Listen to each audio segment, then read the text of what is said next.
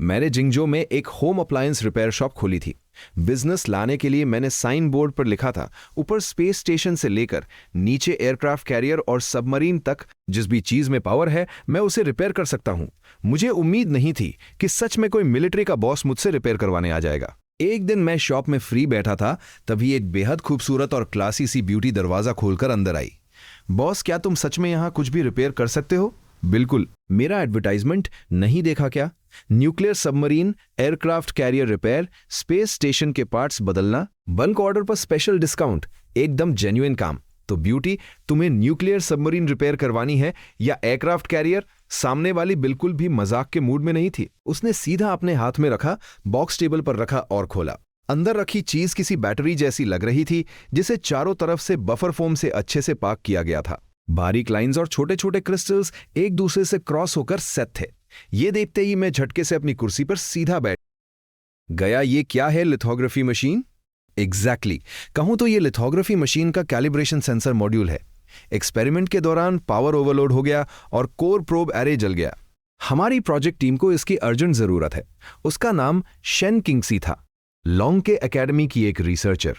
Experiment में हुए accident की वजह से इक्विपमेंट डैमेज हो गया था। ये मशीन शॉर्ट टर्म में रिपेयर नहीं हो सकती थी।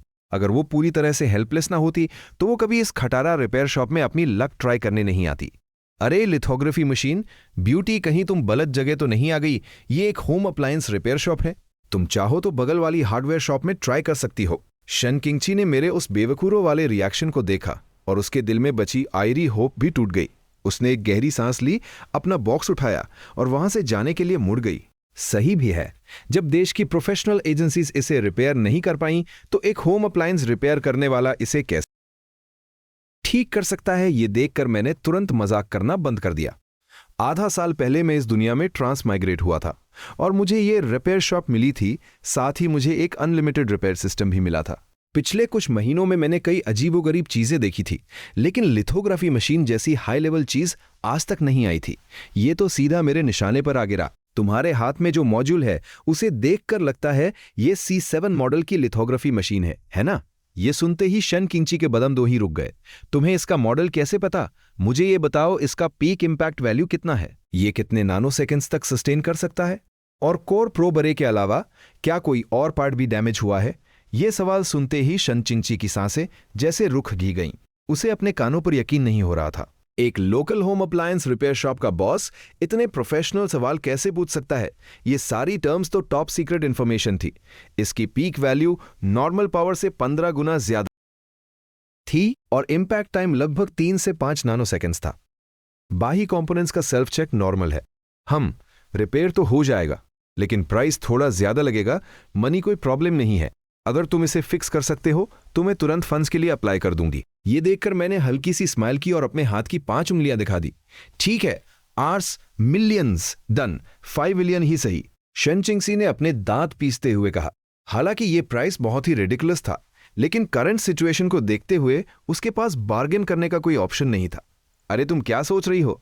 5 मिलियन, सिर्फ 500 रुपए लगेंगे, नो बार्गेनिंग। एक्चुअली तुम्हारा ये जो मॉड्यूल है ना, इसे रिपेयर करने में काफी इलेक्ट्रिसिटी कंज्यूम होती है, इसलिए 500 रुपए। Are you sure?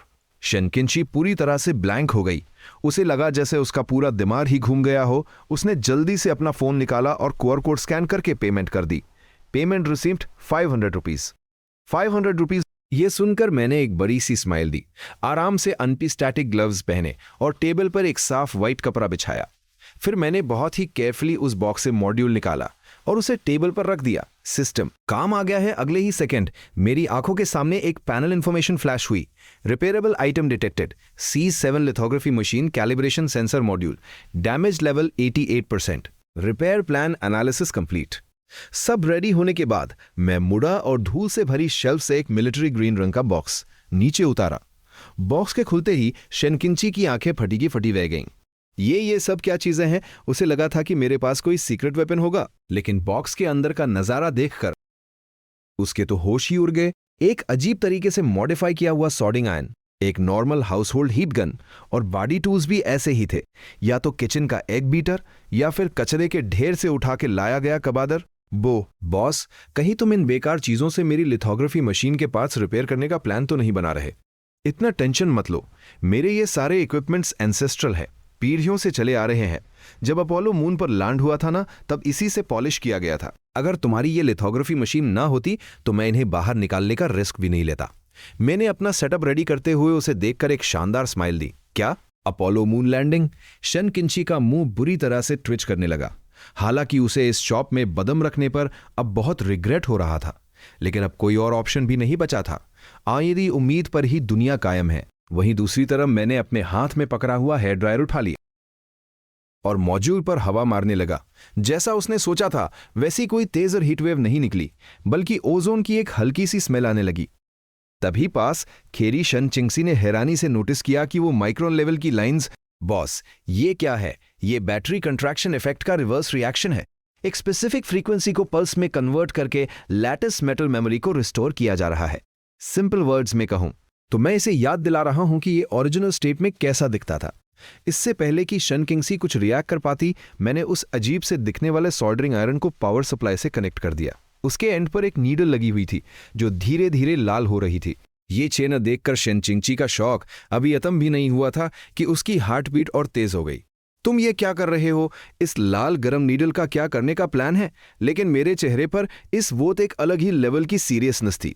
मैंने उस नीडल को बिल्कुल स्टडी रखा और धीरे धीरे मॉड्यूल के उस डैमेज हुए कोर प्रोब एरे के पास ले गया।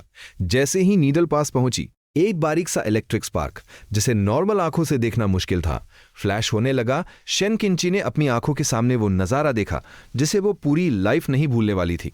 इतना शॉक मत हो, ये बस एक कोल्ड एटम ग्लास टेक्निक है। लॉन्ग एकेडमी के रिसर्चर्स का लेवल बस इतना ही है। ऐसा लग रहा है जैसे तुमने दुनिया ही नहीं देखी। ये बस एक कोल्ड एटम ग्लास ही तो है। तुम जो बोल रहे हो तुम्हें उद भी समझ आ रहा है। ये टेक्नोलॉजी, फ्यूचर टेक्नोलॉजी के रिसर्च पेपर्स में भी हम इस बारे में लिखने की हिम्मत नहीं करते। शन किंची हैरानी के मारे कुछ बोल ही नहीं पा रही थी। उसे लगा जैसे सालों की पढ़ाई और रिसर्च से बना उसका पूरा साइंटिफिक वर्ल्ड व्यू उसके सामने खड़ा ये आदमी अपने इस कबाड़ सिस्टम से तोड़कर रख रहा है। ऑल राइट, अब लास्ट स्टेप, प्रोब एरे और माइक्रोन लाइंस को रीबिल्ड करना है। शन चिंची बस फटी आंखों से मुझे देखती रही जब मैंने पास रखे एक बिस्किट बॉक्स से थोड़ा सा पाउडर निकाला और उसे एक छोटी ग्लास बॉटल में डाल दिया। फिर मैंने उस एग बीटर को बॉटल के अंदर डाला और अपना काम शुरू कर दिया। ये तो अल्ट्रॉनिक एकॉस्टिक लेविटेशन है। ओ, तुमने ये देखा है? इसका मतलब तुम्हारा रिसर्चर होना एकदम बेकार नहीं है। मैंने एक हल्की सी स्माइल दी और फिर सोडिंग आयरन को स्टार्ट किया। शन चिंगसी ने एक स्पेशल मैग्नीफाइंग ग्लास से देखा कि वो जली हुई बेसबोर्ड लाइंस बहुत ही फास्ट स्पीड से रिपेयर हो रही थी और रिपेयर होने के बाद वो ओरिजिनल से भी ज्यादा परफेक्ट लग रही थी। डन, रिपेयर हो गया। वैसे इस चीज की प्रिसीजन सच में बहुत हाई लेवल की है। ये सुनते ही शन किंगसी की आंखें फटी की फटी रह गईं। ये इतनी जल्दी रिपेयर हो गया? अभी तो आधा घंटा भी नहीं हुआ है। तुमने सच में एक नीडल और बिस्किट बॉक्स के इस कबाड़ से इसे फिक्स कर दिया? मेरी स्किल्स पर डाउट कर रही हो? तुम तो लगातार यही खेड़े होकर सब देख रही थी ना।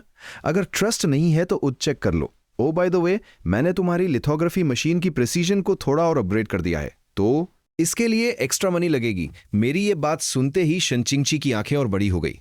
उसके दिमाग में अभी भी मेरी बताई गई कोल्ड एटम ग्लास टेक्नोलॉजी घूम रही थी। उस भारी शॉक के बीच मैं उसके लिए किसी हिडन मास्टर से कम नहीं था, और अब ये हिडन मास्टर उससे दुनिया की सबसे चीप चीज के बारे में बात कर रहा था। पैसा? बॉस, तुमने अभी जो बैटरी कंट्रैक्शन के बारे में बताया था उसका क्या मतलब था? ओ, वो मैंने बताया तो था, वो मेरी एंसेस्ट्रल टेक्निक है। हम ये सीक्रेट किसी आउटसाइडर को नहीं बताते। एंसेस्ट्रल टेक्निक लिथोग्राफी मशीन को मार्केट में आए हुए कितने ही साल हुए हैं। तुम्हारे एंसेस्टर्स तो काफी यंग रहे होंगे। अरे, तुम कह रहे थे कि तुम्हें एक्स्ट्रा मनी चाहिए। कितना? बस इतना का ही रहेगा। मैंने अपनी 3 उंगलियां हवा में उठा दी। ये 30,000 है या 3 लाख? शन किंची एक बार फिर कंफ्यूज हो गई। ज्यादा ऑफर करना ठीक नहीं था, लेकिन कम ऑफर करना तो और भी बुरा हो सकता था। ठीक है, 300,000 डन। अरे ओ मैडम, तुम गवर्नमेंट के पैसे को पैसा ही नहीं समझती क्या? 300 रुपए, बार बार ये लाखों की बातें करना बंद करो। ठीक है। ये सुनते ही शन किंची की बड़ी बड़ी आंखों में डिसबिलीफ सा झलक रहा था। तुमने इसे पूरी तरह रिपेयर कर दिया है। क्या तुम एक बड़ा अमाउंट मांगने का ट्राई भी नहीं करोगे? ये लिथोग्राफी मशीन की टेक्नोलॉजी है। अगर तुम करोड़ों भी मांगते ना तो भी मुझे देने पड़ते। टोटल 800 रुपए हुए। 1 रुपया भी कम नहीं। हाँ, एक बात तो मैं बताना भूल ही गया। मैंने तुम्हारे मॉड्यूल की प्रिसीजन को कैलिब्रेट कर दिया है। आई एम रियली सॉरी, पर यह मॉड्यूल सच में थोड़ा पुराना हो चुका था। मुझसे रुका नहीं गया। ओरिजिनल रेजोनेंस फ्रीक्वेंसी बहुत ही अराब थी, इसलिए मैंने उसे 1 परसेंटेज पॉइंट आगे बढ़ा दिया है। इससे तुम्हारे प्रोजेक्ट पर कोई नेगेटिव इम्पैक्ट तो नहीं डलेगा ना? तुमने कितना कहा? 1 परसेंटेज पॉइंट। यह सुनकर शेनचिंग जी की सांसें अटक गईं। एक प्रोफेशनल होने के नाते उसे इस 1 परसेंटेज पॉइंट की असल वैल्यू बहुत अच्छे से पता थी। सुनो बॉस, तुम अभी भी यहां से कुछ मुरत में ले जाने का प्लान कर रही हो क्या? शेनकिंची पूरी तरह से स्पीचलेस हो गई। उसे समझ ही नहीं आ रहा था कि सामने खड़ा ये आदमी आए रहे क्या चीज। एक पल में वो किसी टॉप लेवल का मास्टर लगता था और अगले ही पल एकदम सस्ते लेवल की बातें करने लगता था। नहीं, मैं तो बस ये सोच रही थी कि फ्यूचर में अगर कुछ रिपेयर करवाना हो तो मैं सबसे पहले तुम्हें ही कांटेक्ट करूं। मुझे तो लग रहा है तुम्हें डर है कि काम ठीक से नहीं हुआ और मैं भाग जाऊंगा। टेंशन मत लो, मेरी शॉप यही है, तुम कभी भी आ सकती हो। अगर रिपेयर में कोई फॉल्ट निकला तो मैं तुम्हारे वो 800 रुपये रिफंड कर दूंगा। तभी उसका फोन बजा। स्क्रीन पर दीन जोदेहो का नाम फ्लैश हो रहा था। जैंग लिंगशुए, तुम कहां हो? क्या तुम्हें लिथोग्राफी मॉड्यूल रिपेयर करवाने के लिए नहीं भेजा था? दीन, आप रिलैक्स कीजिए, काम हो गया है। मैं उसे लेकर बस वापस ही आ रही हूं। रिपेयर हो गया। तुमने उसे कहां से फिक्स करवाया? एक local home appliance repair shop से। जैंग लिंगशुए, क्या टेंशन के मारे तुम्हारा दिमाग जराब हो गया है? वो एक लिथोग्राफी मशीन है। दीन, मैं सच कह रही हूं, वो एकदम फिक्स हो गया है। कोर सेंसर अरे और माइक्रोन लेवल कंडक्शन लाइंस पूरी तरह से रिपेयर हो चुकी हैं। और तो और उसकी प्रेसिजन भी 1 परसेंटेज पॉइंट बढ़ गई है। यह सुनते ही फोन पर एक लंबी साइलेंस छा गई। फिर वहां से एक भारी आवाज आई, तुम अभी कहां हो? मैं तुम्हें उद पिक करने आ रहा हूं। रास्ते भर रिसर्च इंस्टीट्यूट की गाड़ी पाब्लो की तरह स्पीड में दौड़ रही थी। ड्राइविंग सीट पर बैठे डीन जोदेहो का चेहरा उससे से लाल था। बॉक्स को सीने से लगाए बैठी उस लड़के की नर्व्स टेंशन से फटने को हो रही थी। उसे पता था कि डीन इस वोट फटने की कगार पर है, लेकिन उसके दिमाग में बस मेरा वो मजाकिया चेहरा और वो कबार जैसे दिखने वाले टूल्स ही घूम रहे थे। उसे तो डाउट हो रहा था कि कहीं वो खुली आंखों से कोई अजीब सा सपना तो नहीं देख रही थी। रिसर्च इंस्टीट्यूट की बिल्डिंग के बाहर अलग अलग प्रोजेक्ट टीम्स के रिसर्चर्स पहले से ही खड़े थे। जैसे ही गाड़ी मेन गेट पर रुकी, सबने उसे घेर लिया। लिंगशुए, क्या हुआ? मॉड्यूल रिपेयर हो गया क्या? चीजें कहां हैं? जल्दी बाहर निकालो। हमारा प्रोजेक्ट अब और डिले अफोर्ड नहीं कर सकता। हाँ, रिपेयर तो हो गया है। रिपेयर हो गया है, इसका क्या मतलब है? और तुमने इसे आईर कहां से फिक्स करवाया? हमारी प्रोफेशनल एजेंसीज ने कहा था कि इसे रिपेयर करने में मिनिमम कई महीने लगेंगे और तुम बस कुछ घंटों में इसे रिपेयर करवा लाई। वो मैंने इसे एक होम अप्लायंस रिपेयर शॉप से फिक्स करवाया है। ये सुनते ही वहां खैरे सभी लोगों की सांसें अटक गईं। Home appliance repair? ये एक लिथोग्राफी मशीन है, तुम इसे किसी अप्लायंस रिपेयर शॉप पर कैसे ले जा सकती हो? ये क्या बकवास है? जान लिंगशुए, क्या तुम पागल हो गई हो? तुम पूरी लॉन्ग एकेडमी के फ्यूचर के साथ मजाक कर रही हो। ये सब सुनकर वो बुरी तरह कांपने लगी और उसकी आंखों में आंसू भर आए। बस सब चुप हो जाओ, डीन ने चिल्ला के कहा। जान लिंगशुए, क्या तुम श्योर हो कि ये फिक्स हो गया है? उसका दिमाग इस वक्त पूरी तरह से ब्लैंक था। उसने बस चुपचाप अपना सिर हाँ में हिला दिया। ठीक है, इस मॉड्यूल को लैब नंबर 1 के क्लीन रूम में ले जाओ और टेस्टिंग स्टार्ट करो। अगर ये रिपेयर हो गया है तो ये तुम्हारी बहुत बड़ी अचीवमेंट होगी, लेकिन अगर नहीं तो मिलिट्री कोर्ट जाने के लिए तैयार रहना। अब बात इतनी आगे बढ़ चुकी थी कि सारी उम्मीदें बस उस अजीब से रिपेयर शॉप वाले बॉस पर ही टिकी थी। लैब नंबर 1 के क्लीन रूम में प्रोटेक्टिव सूट्स पहने कुछ प्रोफेशनल्स ने बहुत ही केयरफुली उस बॉक्स से मॉड्यूल निकाला और टेस्टिंग शुरू कर दी। माय गॉड, ये किस लेवल की वेल्डिंग टेक्निक है? रिपेयर की गई लाइंस कितनी परफेक्ट लग रही हैं। क्या जांग लिंगशुए ने किसी ऐसे हिडन मास्टर को ढूंढ निकाला है जिसके बारे में हमें कोई आइडिया नहीं? ये तो बिल्कुल ऐसा लग रहा है जैसे सीधा ओरिजिनल फैक्ट्री से बन के आया हो। नहीं रुको, ये तो ओरिजिनल फैक्ट्री के मॉडल से भी ज्यादा परफेक्ट है। इसमें रिपेयर का एक सिंगल ट्रेस तक नहीं दिख रहा। बस कुछ ही मिनट बीते थे, अचानक लैब से लोगों की हैरानी भरी आवाजें आने लगी। बाहर खैरी लिंगशुए घबराहट में उन्हें देखने लगी। वेट, इस मटेरियल को एनालाइज करो। हमारे पास इस तरह का कोई रिपेयर मटेरियल मौजूद ही नहीं है। Yes dean. मटेरियल टीम, तुरंत सिस्टम स्टार्ट करो। मटेरियल टीम ने मॉड्यूल के रिपेयर पार्ट्स की फुल स्कैनिंग और एनालिसिस शुरू कर दी। लिंगशुए के दिल की धड़कनें एक बार फिर से तेज हो गई। डीन, हमारा डाटाबेस शो कर रहा है कि हमारे पास करंटली ऐसा कोई मटेरियल एग्जिस्ट ही नहीं करता। क्या डाटा सेट में भी नहीं है? ये 2026 चल रहा है। क्या दुनिया में अभी भी ऐसे मटेरियल्स हैं जिन्हें डिस्कवर नहीं किया गया है? क्विक, तुरंत पावर सप्लाई ऑन करो और टेस्टिंग शुरू करो। डीन जोदेहो अपने दिल की लूशी को छिपा नहीं पा रहे थे। सभी रिसर्चर्स तेजी से अपनी अपनी जगह पर पहुंच गए। Power system self check complete, no error, internal logic unit test complete, no error, internal testing done, values control range में है। बारी स्क्रीन पर एक के बाद एक ग्रीन इंफॉर्मेशन फ्लैश होने लगी। हर एक आवाज वहां मौजूद सभी लोगों के दिल पर किसी हथौड़े की तरह लग रही थी। एक ऐसा मॉड्यूल जिसे फिजिकली बर्नआउट डिक्लेयर कर दिया गया था, उसने सारे सेल्फ चेक प्रोसेस पास कर लिए थे। ये इम्पॉसिबल है, ये साइंटिफिकली पॉसिबल ही नहीं है। जल्दी से प्रिसिजन टेस्ट स्टार्ट करो। जो देहो लड़खड़ाते हुए अपनी कुर्सी पर धम्म से बैठ गए, जैसे उनके शरीर की सारी एनर्जी ऐप्न हो गई हो। रिपोर्ट डीन, वैल्यूज में कुछ अजीब है। उस रिसर्चर की बात सुनते ही पास खैरी शेनचिंगसी का दिल जोर से धड़क उठा। उसने अपने हाथों को कसकर भींच लिया। उसकी हथेलियों का पसीना उसकी स्लीव्स तक को भिगो रहा था। क्या सच में कोई प्रॉब्लम हो गई है? जो देहो भी झटके से अपनी कुर्सी से खेरे हो गए। क्या हुआ? क्या प्रॉब्लम है? ये किसी बहुत ही हाई लेवल लिथोग्राफी मशीन का मॉड्यूल लग रहा है। इसके वैल्यूज हमारे प्रीवियस वैल्यूज से 1 परसेंटेज पॉइंट ज्यादा है। मुझे डाउट है कि ये मॉड्यूल हमारा है भी या नहीं, क्योंकि फिलहाल दुनिया में इस लेवल की टेक्नोलॉजी एग्जिस्ट ही नहीं करती। 1 परसेंटेज पॉइंट बच गया है। जो देहो को लगा जैसे उनके ऊपर कोई बिजली गिर गई हो। उनकी आंखें ऊपर की तरह घूमी और वो सीधे जमीन पर गिर पड़े। वहां मौजूद सभी लोग बेहद एक्साइटमेंट के साथ स्क्रीन पर स्क्रॉल होते डाटा को देख रहे थे, लेकिन पास खरी शेनचिंगसी अभी भी ब्लैंक होकर सबको बस घूरे जा रही थी।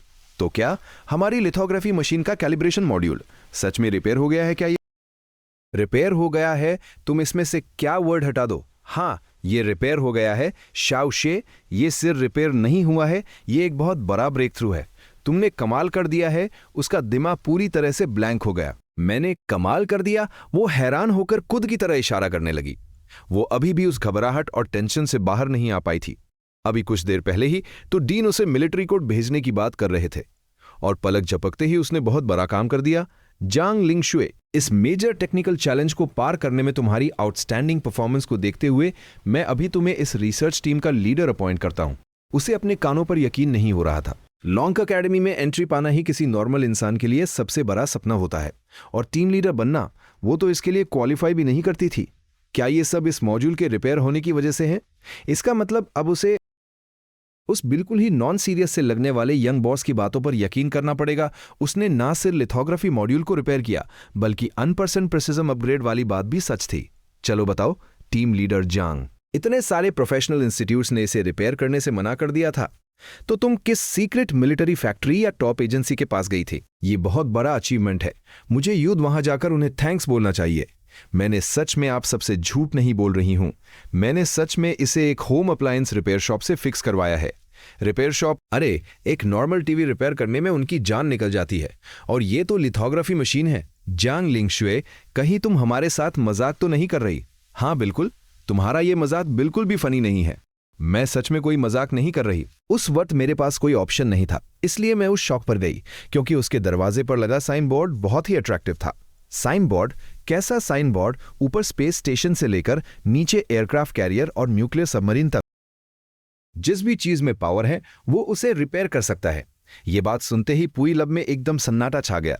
फिर मैं अंदर गई और उस बॉस ने एक सोल्डरिंग आयरन, हीट गन और एक एग बीटर का यूज करके इस मॉड्यूल को रिपेयर कर दिया, और लास्ट में मुझसे टोटल 800 रुपए लिए। वहां खड़े सभी लोगों का रिएक्शन देखकर उसकी आवाज धीरे धीरे कम होती चली गई।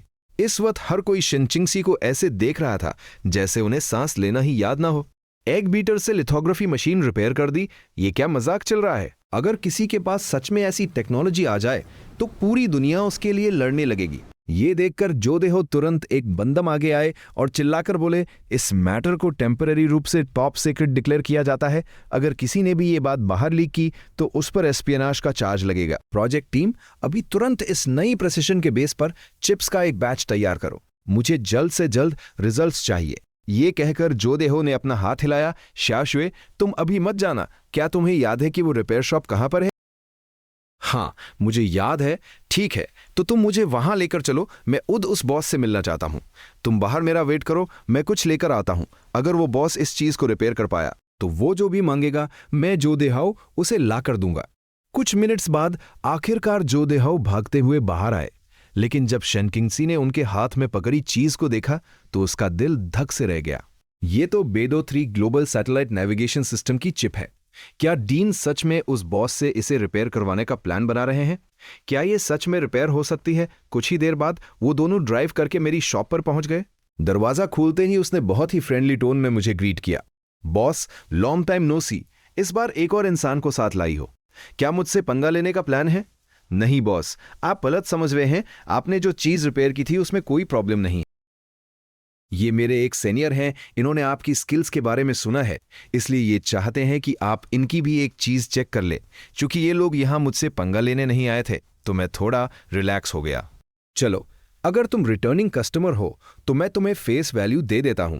निकालो अपना सामान, मैं भी तो देखूं आखिर मटर क्या है। दूसरी तरह जो देहो दरवाजे से अंदर बंदम रखने के बाद से ही शॉप के एनवायरनमेंट को स्कैन कर रहे थे।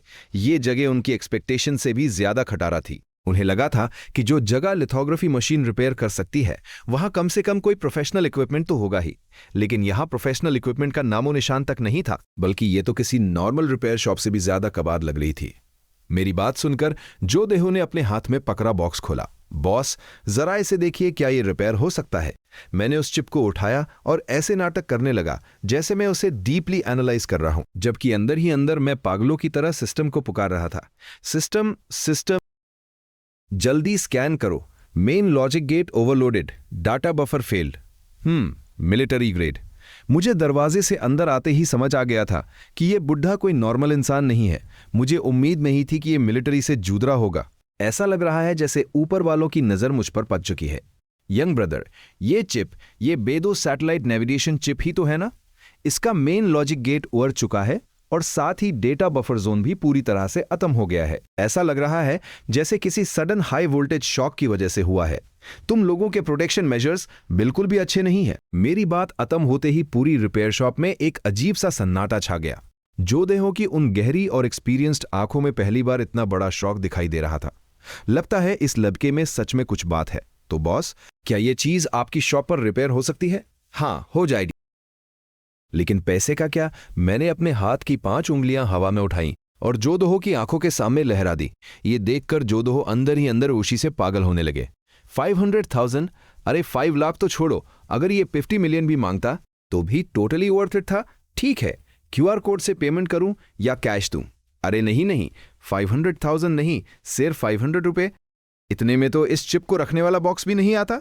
ये प्राइस तो सीधा हमारे नेशन की कटिंग एज टेक्नोलॉजी की बेइज्जती है। करवाना है तो करवाओ, वरना जाओ। तुम रिसर्च करने वालों के पास पैसा बहुत आसानी से आ जाता है लगता है। सिर्फ 500 रुपए लगेंगे। अगर एक वर्ड भी ज्यादा बोला तो मैं हाथ तक नहीं लगाऊंगा। Repair repair repair. बॉस, हम रिपेयर करवाएंगे। जो देहो इस वक्त पूरी तरह से स्पीचलेस थे। वो बस अपनी आंखों से उस चिप को देख रहे थे, एक ऐसी चिप जिससे पूरे देश का स्ट्रेटेजिक बेस जुड़ा था। और उस चिप को एक लग रहा सिर्फ 500 रुपए में रिपेयर करने जा रहा था। अगर तुम लोग रिटर्निंग कस्टमर नहीं होते ना, तो मैं ये काम बिल्कुल नहीं लेता। तुम्हें क्या लगता है मैं इन 500 रुपयों के लिए तरस रहा हूं? सच में मजेदार है। हालांकि मेरी ये बात सुनकर जोदेहो का चेहरा तेजी से बदलने लगा। तुम इसे मजेदार कह रहे हो? ये पूरे बेडो सैटेलाइट का कोर पार्ट है। ये लड़का अभी तो एकदम सीरियस लग रहा था, अचानक से इसे क्या हो गया? डीन, आप टेंशन मत लीजिए, ये बॉस ऐसे ही हैं। इनके पास स्किल्स बहुत अच्छी हैं, बस थोड़ा अजीब बिहेव करते हैं। मैंने उससे से लाल हो चुके जोदेहो को पूरी तरह से इग्नोर कर दिया और शॉप के कोने में जाकर एक और छोटा बॉक्स उठा लाया। जैसे ही मैंने बॉक्स खोला, जोदेहो का दिल उनके गले में आ गया। एक बहुत ही पुरानी हैंड ड्रिल जो पता नहीं किसी डेंटिस्ट के क्लिनिक से उठाकर लाई गई थी, एक पुराना सा हेयर स्ट्रेटनर और एक हैंड क्रैंक्ड कॉफी ग्राइंडर जैसी दिखने वाली मशीन। अगर इन सारी चीजों को एक साथ किसी कबादी वाले को भी बेचा जाए तो वो इसके 5 रुपए भी नहीं देगा। जोदेहो उद को रोक नहीं पाए। कांपते हुए हाथों से उस कबादर की तरह इशारा करते हुए उनकी आवाज बुरी तरह लड़खड़ा रही थी। बॉस, कहीं तुम इन बेकार चीजों से मेरी चिप रिपेयर करने तो नहीं जा रहे? क्या हुआ? मेरे टूल्स पसंद नहीं आ रहे तो ठीक है, अपना सामान उठाओ और ऊद ही जाकर रिसर्च करो। मेरी इस छोटी सी रिपेयर शॉप में तुम जैसे बड़े लोगों के लिए कोई जगह नहीं है। मेरा मूड तुरंत खराब हो गया और मैंने सारे टूल्स वहीं फेंककर अपनी कुर्सी पर बैठते हुए कहा, रिपेयर नहीं करना मुझे। बॉस, हम रिपेयर करवाएंगे। देखिए, हमने पैसे भी दे दिए हैं। ये देखकर शनचिंगसी ने बीच में आते हुए जल्दी से मामले को शांत किया। जोदेहो का चेहरा उससे से लाल हो चुका था, लेकिन शनचिंगसी ने जबरदस्ती उन्हें शांत करवा दिया। मैंने जोदेहो को एक तीखी नजर से देखा और फिर धीरे से उस हेयर स्ट्रेटन को चिप पर क्लैंप कर दिया। उसी वक्त शेन किंची ने बड़ी ही प्रैक्टिस के साथ मेरा स्पेशल मैग्नीफाइंग ग्लास उठा लिया। उस मैग्नीफाइंग ग्लास से जो देहो और शेन चिंगची ने एक ऐसा नजारा देखा जिस पर उन्हें यकीन ही नहीं हुआ। ये कौन सी टेक्नोलॉजी है? तुम चिप को हेयर स्पा दे रहे हो क्या? जो देहो के तो रोंगटे ही खेड़े हो गए। उन्हें लग रहा था जैसे इतने सालों की उनकी सारी साइंटिफिक रिसर्च एकदम बेकार थी। एक हेयर स्ट्रेटनर चिप रिपेयर कर सकता है, तो फिर उन्होंने आज तक जो भी पढ़ा उसका क्या मतलब था? अगर ऐसा ही था तो उन्हें सुपरमार्केट से 20 रुपए में एक स्ट्रेटनर खरीद लेना चाहिए था। कम से कम 500 रुपए तो बच जाते। शाओशुए, तुम श्योर हो ना कि उसने लिथोग्राफी मशीन ऐसे ही रिपेयर की थी? ये तो बिल्कुल बच्चों वाले खेल जैसा लग रहा है। किसी एंगल से ये रिपेयरिंग नहीं लग रही। हाँ डीन, आप उस पाउडर को देखिए। इस टेक्निक को अल्ट्रासोनिक अकोस्टिक लेविटेशन कहते हैं। अल्ट्रासोनिक अकोस्टिक लेविटेशन, ये कैसी टेक्नोलॉजी है? क्या ये किसी किताब में है? मैंने उन दोनों की बकवास को पूरी तरह इग्नोर कर दिया। मैंने वो डेंटिस्ट वाली हैंडल उठाई, उसमें थोड़ा पाउडर लगाया और चिप के डैमेज पार्ट्स को रिपेयर करने लगा। ये पूरा प्रोसेस लिथोग्राफी मॉड्यूल रिपेयर करने जैसा ही था, बस इस बार मटेरियल्स बिल्कुल अलग थे। एक ऐसा इलेक्ट्रिक स्पार्क जिसे नॉर्मल आंखों से देखना नामुमकिन था, ड्रिल की टिप से निकलकर सीधे चिप की लाइंस पर बिल्कुल एक्यूरेटली हर उस जगह को रिपेयर कर रहा था जो कोलैप्स हो चुकी थी। ये चीज तो मैजिक से भी ज्यादा क्रेजी थी। लो, हो गया काम। ये इतनी जल्दी हो गया। ये बेडो सैटेलाइट नेविगेशन की चिप है। तुमने इसे इतने थोड़े से टाइम में कैसे रिपेयर कर दिया? अगर इसे किसी प्रोफेशनल इंस्टीट्यूट को दिया जाता तो उन्हें महीनों लग जाते सिर्फ एक प्लान बनाने में। तो फिर और क्या करूं? ढोल नगाड़े बजवाऊं, रिबन कटवाऊं या तुम्हारे लीडर से स्पीच दिलवाऊं? जो देहो सच में इस लड़के को गालियां देना चाहते थे। इस लड़के की स्किल्स भले ही टॉप क्लास है, लेकिन इसकी जबान बहुत कड़वी है। इसकी एक लाइन ने ही उनकी बोलती बंद कर दी थी। मुझे इतनी कैजुअली सारे टूल्स वापस बॉक्स में फेंकते हुए देखकर ऐसा लग रहा था जैसे मैंने अभी अभी कोई अराब लाइट बल्ब या राइस कुकर ठीक किया हो। एक बहुत ही अजीब सी अब्सर्डिटी की फीलिंग जो देहो के दिमाग पर छाने लगी। मैं पक्का पागल हो गया हूं या फिर मैं कोई सपना देख रहा हूं? हाँ, मैं पक्का सपना ही देख रहा हूं। यह कैसे पॉसिबल है? जो देहो का चेहरा एकदम से लाल पड़ गया। ऐसा लग रहा था जैसे उन्हें सांस लेने में प्रॉब्लम हो रही हो। दीन, अरे मैंने तो बस तुम्हारी एक चीज रिपेयर की है। तुम यहां मेरी शॉप में मत मर जाना। मुझे अपनी लाइफ चलाने के लिए इस शॉप की जरूरत है। मैं ठीक हूं। जो देहो ने उद को किसी तरह शांत करने की कोशिश की। डीन, आपको इसकी आदत डालनी पड़ेगी। ये बॉस का नॉर्मल ऑपरेशन है। Normal operation?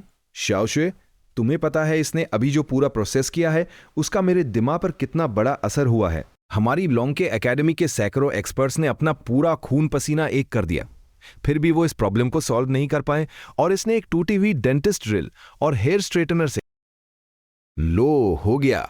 ओए बुढ़े, मैंने तुम्हारा काम कर दिया है।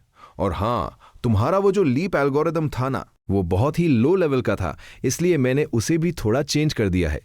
और तुम्हारे बॉटम लेयर के ड्रैगन्स की क्वांटिटी भी काफी नहीं थी, उनका अरेंजमेंट भी गलत था, मैंने उसे भी एडजस्ट कर दिया है। बस ऐसे ही मेरी तरह से छोटा सा फावर। जो देहो को वापस नॉर्मल होता देखकर मैंने कहा, मैं तो डर ही गया था। मुझे लगा तुम तो यहीं पर टपक जाओगे। क्या इतने कम टाइम में तुमने ना सिर्फ चिप रिपेयर कर दी बल्कि एल्गोरिथम भी ऑप्टिमाइज कर दिया और ड्रैगन्स का अरेंजमेंट भी रीअरेंज कर दिया? क्या कोई इंसान सच में ऐसा कर सकता है?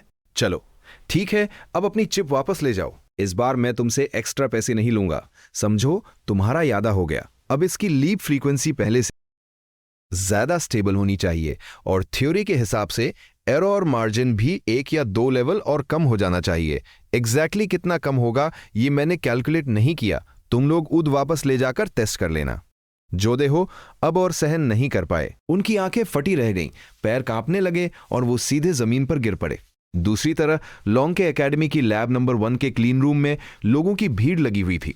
हर किसी का चेहरा इतना सीरियस था जैसे वो कोई बहुत बड़ी जंग लड़ने जा रहे हो। Photo resist coating uniformity check complete, error allowable range में है, reticle calibration in progress, target precision 1% बढ़ गई है, vacuum chamber pressure stable, preset value तक पहुंच गया है। एक के बाद एक रिपोर्टिंग की आवाजें आ रही थी जिनमें एक अजीब सी जल्दबाजी थी। चीफ इंजीनियर है जिहेंग की नजरें बारी स्क्रीन पर गड़ी हुई थी। वो अपने ईयरपीस में लगातार आ रही रिपोर्ट सुन रहे थे। 1 परसेंटेज पॉइंट का इंप्रूवमेंट, ये एक्सपेरिमेंट कितना भी रिडिकुलस क्यों ना लगे। अगर इसकी एग्जिस्टेंस कंफर्म हो जाती है तो चाइना लिथोग्राफी मशीन्स की प्रेसिजन के मामले में फॉरेन कंट्रीज को मीलों पीछे छोड़ देगा। एक लोकल रिपेयर शॉप का रिपेयर किया हुआ मॉड्यूल ही जिहेंग को अभी भी इस बात पर यकीन नहीं हो रहा था। Start exposure sequence. He Jiheng ने वॉकी टॉकी पर फाइनल ऑर्डर दे दिया। अगले ही पल एक हल्की सी आवाज हुई और लिथोग्राफी मशीन स्टार्ट हो गई। वहां मौजूद सभी लोगों ने अपनी सांसें रोक ली। आज या तो इतिहास बनेगा या सब खत्म हो जाएगा। बड़ी स्क्रीन पर डाटा पागलों की तरह स्क्रॉल हो रहा था। हर एक कैरेक्टर के साथ वहां मौजूद हर इंसान की धकमें तेज होती जा रही थी। Exposure complete, developing, cleaning and drawing, her step एकदम टेक्स्ट बुक परफेक्ट था। जब वो वेफर, जिस पर ना जाने कितने लोगों की उम्मीदें टिकी थी, रोबोटिक आर्म के जरिए इंस्पेक्शन टेबल पर रखी गई, ही जिहेंग का दिल मानो धकना ही भूल गया। इंस्पेक्शन रिजल्ट परफेक्ट, सभी यूनिट प्रोजेक्ट्स नॉर्मल है, स्ट्रक्चर कंप्लीटली इंटैक्ट है और एक्चुअल प्रिसिजन 1.2% बढ़ गई है। पूरी लैब में एकदम से सन्नाटा छा गया। सब लोग बुतों की तरह खैरे थे, जैसे किसी ने उन्हें फ्रीज कर दिया हो। सक्सेस, हम कामयाब हो गए। माय गॉड, क्या मैं कोई सपना देख रहा हूं? वहां मौजूद लोग हंस रहे थे, लेकिन उनकी आंखों से वुशी के आंसू छलक रहे थे। हे जिहेंग स्क्रीन पर फ्लैश हो रहे उस 1.2% को बस घूरे जा रहे थे। उनका शरीर उसी से कांप रहा था। इतने सालों की प्रजाई, इतना सारा नॉलेज, एक होम अप्लायंस रिपेयर शॉप वाले ने सब कुछ मिट्टी में मिला दिया। उसी वक्त चाइना के टॉप ऑफिशियल्स के कॉन्फ्रेंस रूम में माहौल कारी टेंस था। उस बड़ी सी टेबल पर चाइना के सबसे इन्फ्लुएंशियल साइंटिस्ट बैठे हुए थे। जो देहो की रिपोर्ट सबने पढ़ ली है ना, अपने ओपिनियंस शेयर करे। सोंग मिंगयुएन ने टेबल पर उंगलियां मारते हुए कहा। उनकी आवाज में एक अजीब सी गर्माहट थी। वहां मौजूद सभी लोगों के सामने लॉन्ग के एकेडमी के 7th रिसर्च इंस्टीट्यूट की लेटेस्ट रिपोर्ट रखी हुई थी। इसमें डिस्कशन जैसी क्या बात है, जो देहो मजाक कर रहा है। C7 लिथोग्राफी मशीन का कैलिब्रेशन मॉड्यूल, वो मशीन का सबसे कोर पार्ट है। पूरी दुनिया में गिने चुने देश ही हैं जो उसे रिपेयर कर सकते हैं, और उसने उसे रिपेयर करने के लिए एक होम अप्लायंस रिपेयर शॉप को दे दिया। क्या वो लिथोग्राफी मशीन को टीवी समझता है? एल्डर यान उससे से अपनी जगह पर खड़े हो गए। मैं एल्डर यान की बात से सहमत हूं। रिपोर्ट में क्या बकवास लिखी है? एंसेस्ट्रल टेक्निक, हिडन मास्टर, उसे क्या लगता है वो कोई वुशिया नॉवल लिख रहा है? मुझे लगता है जो देहो पर काम का प्रेशर कुछ ज्यादा ही हो गया है, इसलिए उसे हेलुसिनेशंस होने लगे हैं। वेस्टर्न कंट्रीज ने सालों से हमारा गला घोंट रखा है। हम समझ सकते हैं कि सबको जल्दी है, लेकिन ऐसे वक्त में हमें अपना दिमाग शांत रखना चाहिए। जो देहो झूठी रिपोर्ट्स दे रहा है, ये सिर्फ ड्यूटी में नेग्लिजेंस नहीं है, ये एक बहुत बड़ा तरह है। कॉन्फ्रेंस रूम का माहौल और भी ज्यादा हैवी हो गया। ऑलमोस्ट सभी का ओपिनियन एकदम क्लियर था। सोंग मिंगयुएन सबकी बातें सुनकर और ज्यादा परेशान हो रहे थे। वो जानते थे कि जो देहो एक बेहद स्ट्रिक्ट और रिस्पॉन्सिबल साइंटिस्ट है। वो कभी भी ऐसी बकवास नहीं करेगा। रिसर्च फील्ड में डीन जो देहो का कंट्रीब्यूशन हम सब जानते हैं। शायद इस मामले में कोई और इसमें क्या मिरेकल हो सकता है? सबसे बड़ा मिरेकल तो ये रिपोर्ट है। मेरा मानना है कि 7th रिसर्च इंस्टीट्यूट के सारे रिसर्च प्रोजेक्ट्स को तुरंत रोक देना चाहिए और इन्वेस्टिगेशन के लिए एक टीम भेजनी चाहिए। आई सेकेंड दैट, मैं भी सहमत हूं। सोंग मिंगयुएन ने वहां मौजूद उस सारे लोगों को देखकर एक गहरी सांस ली। जो देहो, इस बार तुमने सच में गलत जगह पंगा ले लिया है। तभी कॉन्फ्रेंस रूम के दरवाजे पर नॉक हुई और सेक्रेटरी भागता हुआ अंदर आया। उसका चेहरा लाल हो रहा था। Minister song, 7th research institute से एक अर्जेंट रिपोर्ट आई है। फिर से जो देहो, क्या उसका दिमाग खराब हो गया है? अब अगली रिपोर्ट में क्या बोलेगा कि उसने गंडम बना लिया है? एल्डर यान ने उससे से कहा। उनका चेहरा और भी भद्दा लग रहा था। रिपोर्ट में लिखा है कि 7th रिसर्च इंस्टीट्यूट ने अभी अभी एक न्यू टाइप की चिप डेवलप की है। इसमें totally new calibration standard use किया गया है। New standard? कितना न्यू? रिपोर्ट कह रही है कि इसकी प्रिसिजन हमारे प्रीवियस स्टैंडर्ड से 1 परसेंटेज पॉइंट ज्यादा है। यह सुनते ही पूरे कॉन्फ्रेंस रूम में एकदम से सन्नाटा छा गया, और फिर अगले ही पल मानो बम फट गया। 1 परसेंटेज पॉइंट? तुम्हें इसका मतलब भी पता है? जल्दी से रिपोर्ट मुझे दो। एल्डर यान ने एक झटके में रिपोर्ट छीन ली। जैसे ही उन्होंने रिपोर्ट को ध्यान से पढ़ा, उनके हाथ कांपने लगे। क्या हुआ एल्डर यान, आप ठीक तो है? ये डाटा सही है, लेकिन ये पॉसिबल कैसे है? इंसान झूठ बोल सकता है पर डेटा नहीं। वो इतने सालों से साइंटिफिक रिसर्च में थे, उन्हें एक नजर में पता चल जाता कि कौन सा डेटा 100% एक्यूरेट था। मैंने कहा था ना, जो देहो इतने सालों से डीन है, वो कभी रूल्स ब्रेक नहीं करेगा। लेकिन ये सब कुछ बहुत ही अजीब है। क्या ऐसा हो सकता है कि उनके पास पहले से कुछ डाटा इकट्ठा हो और एक्सीडेंटली उन्हें ब्रेक थ्रू मिल गया हो? कोइंसिडेंस? 1 परसेंटेज पॉइंट का जंप, तुम इसे कोइंसिडेंस कह रहे हो? सोंग मिंगयुएन ने इन सब के झगड़े को इग्नोर कर दिया और जल्दी से रिपोर्ट लेकर वुड पढ़ने लगे। कुछ देर बाद उनकी नजरें 1.2% ब्रेक थ्रू पॉइंट और न्यू चिप वाले वर्ड्स पर ही टिक गईं। लेडीज एंड जेंटलमैन, इस रिपोर्ट का डेटा 100% रियल है। इसका मतलब ज़ोदेहो की पहली रिपोर्ट भी फेक नहीं थी। अब मेन प्रॉब्लम ये रिपेयर शॉप है। सॉन्ग मिंगयुएन ने एक गहरी सांस ली। उनके चेहरे पर वोशी थी, लेकिन कंफ्यूजन उससे भी ज्यादा था। Home appliance repair shop, hidden master, ancestral technique, ये सब पढ़ने में नॉर्मल लग सकता है, लेकिन एक अप्लायंस रिपेयर शॉप वाला लिथोग्राफी मशीन कैसे रिपेयर कर सकता है?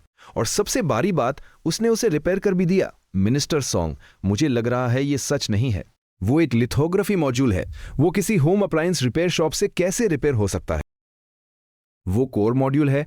पूरी दुनिया में सिर्फ कुछ ही देश हैं जो उसे रिपेयर कर सकते हैं।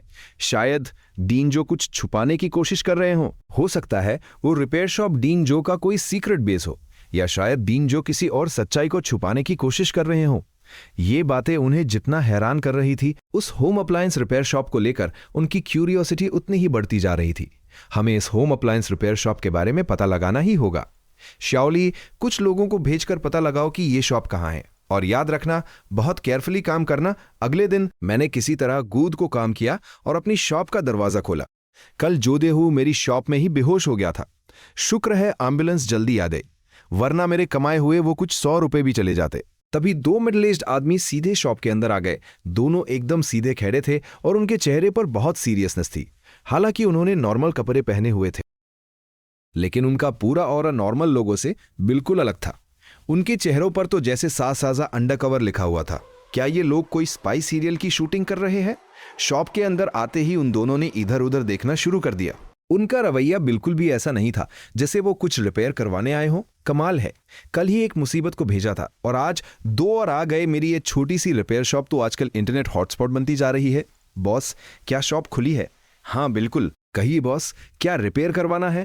इंपोर्टेड वॉशिंग मशीन काम नहीं कर रही, या डबल डोर फ्रिज कूलिंग नहीं कर रहा? बॉस जरा देखिए तो, क्या यह रिपेयर हो सकता है? उनमें से एक आदमी ने काउंटर पर एक छोटी सी चीज रखी। वो चीज एकदम स्क्वायर शेप की थी और उसकी पैकेजिंग काफी एक्सपेंसिव लग रही थी।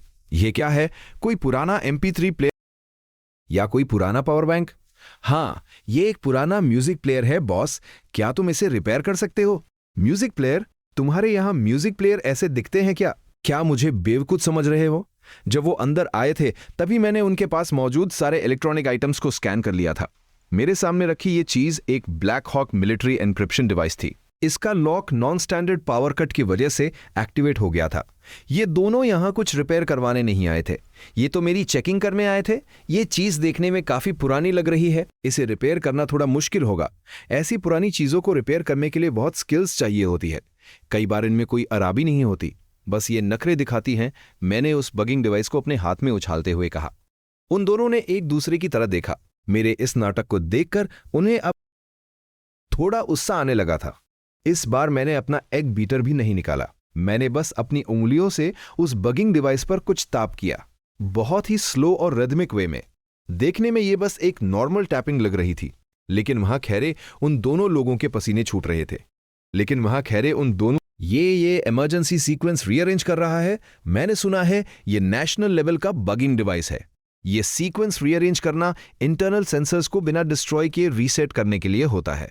लेकिन एक नॉर्मल रिपेयर शॉप के बॉस को ये कैसे पता? उन दोनों के दिमाग में जब ये सब तुरंत चल रहा था, तभी मेरे हाथ में मौजूद उस डिवाइस की रेड लाइट ब्लिंक करने लगी।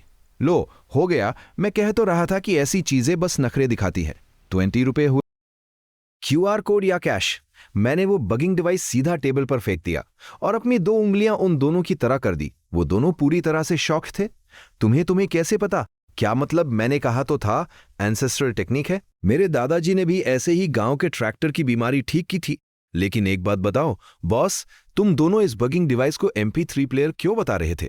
ये तो बिल्कुल भी अच्छी बात नहीं है। अगर मैं सच में इसे म्यूजिक प्लेयर समझकर खोल देता और ये खराब हो जाता तो जिम्मेदारी किसकी होती? मेरी ये बात सुनते ही उन दोनों के रोंगटे खड़े हो गए। उन्हें लगा जैसे किसी ने उन्हें बिजली का झटका दे दिया हो। उन्हें लगा था कि इस लगरे को कुछ नहीं पता होगा, लेकिन रियलिटी तो ये थी कि वो उनके अंदर आते ही सब समझ गया था। उन दोनों के पसीने छूट रहे थे और चेहरे शर्म से लाल हो चुके थे। छोड़ो ये सब बकवास, जल्दी से 20 रुपए ट्रांसफर करो। कहीं तुम लोग पैसे ना देने का तो प्लान नहीं बना रहे? बता दूं, यहां सब कुछ कैमरा में रिकॉर्ड हो रहा है। हाँ, दे रहे हैं। उन दोनों ने लगातार अपना सिर हिलाया। जल्दी से फोन निकाला और 20 रुपए ट्रांसफर कर दिए। ठीक है, अब तुम्हारा कोई काम है। रिपेयर हो गया तो अब जा क्यों नहीं रहे? मैंने पेमेंट रिसीव होने का मैसेज देखा और उन्हें अजीब नजरों से देखने लगा। जा रहे हैं, बस अभी जा रहे हैं। उन दोनों ने अपना बगिंग डिवाइस उठाया। वो दोनों लोग जल्दी से मेरी शॉप से बाहर निकल गए। यो यो यो, चेक इट आउट। हालांकि शॉप से कुछ दूर निकलते ही वो दोनों गाड़ी में बैठे और जोर जोर से सांसें लेने लगे। मिस्टर सॉन्ग, हम बोल रहे हैं, सिचुएशन कैसी है? क्या वो रिपेयर शॉप सच में एग्जिस्ट करती है? हाँ मिस्टर सॉन्ग, शॉप भी एग्जिस्ट करती है और वो बॉस भी वही है, लेकिन वो आदमी हमारी एक्सपेक्टेशन से भी ज्यादा वियर्ड है।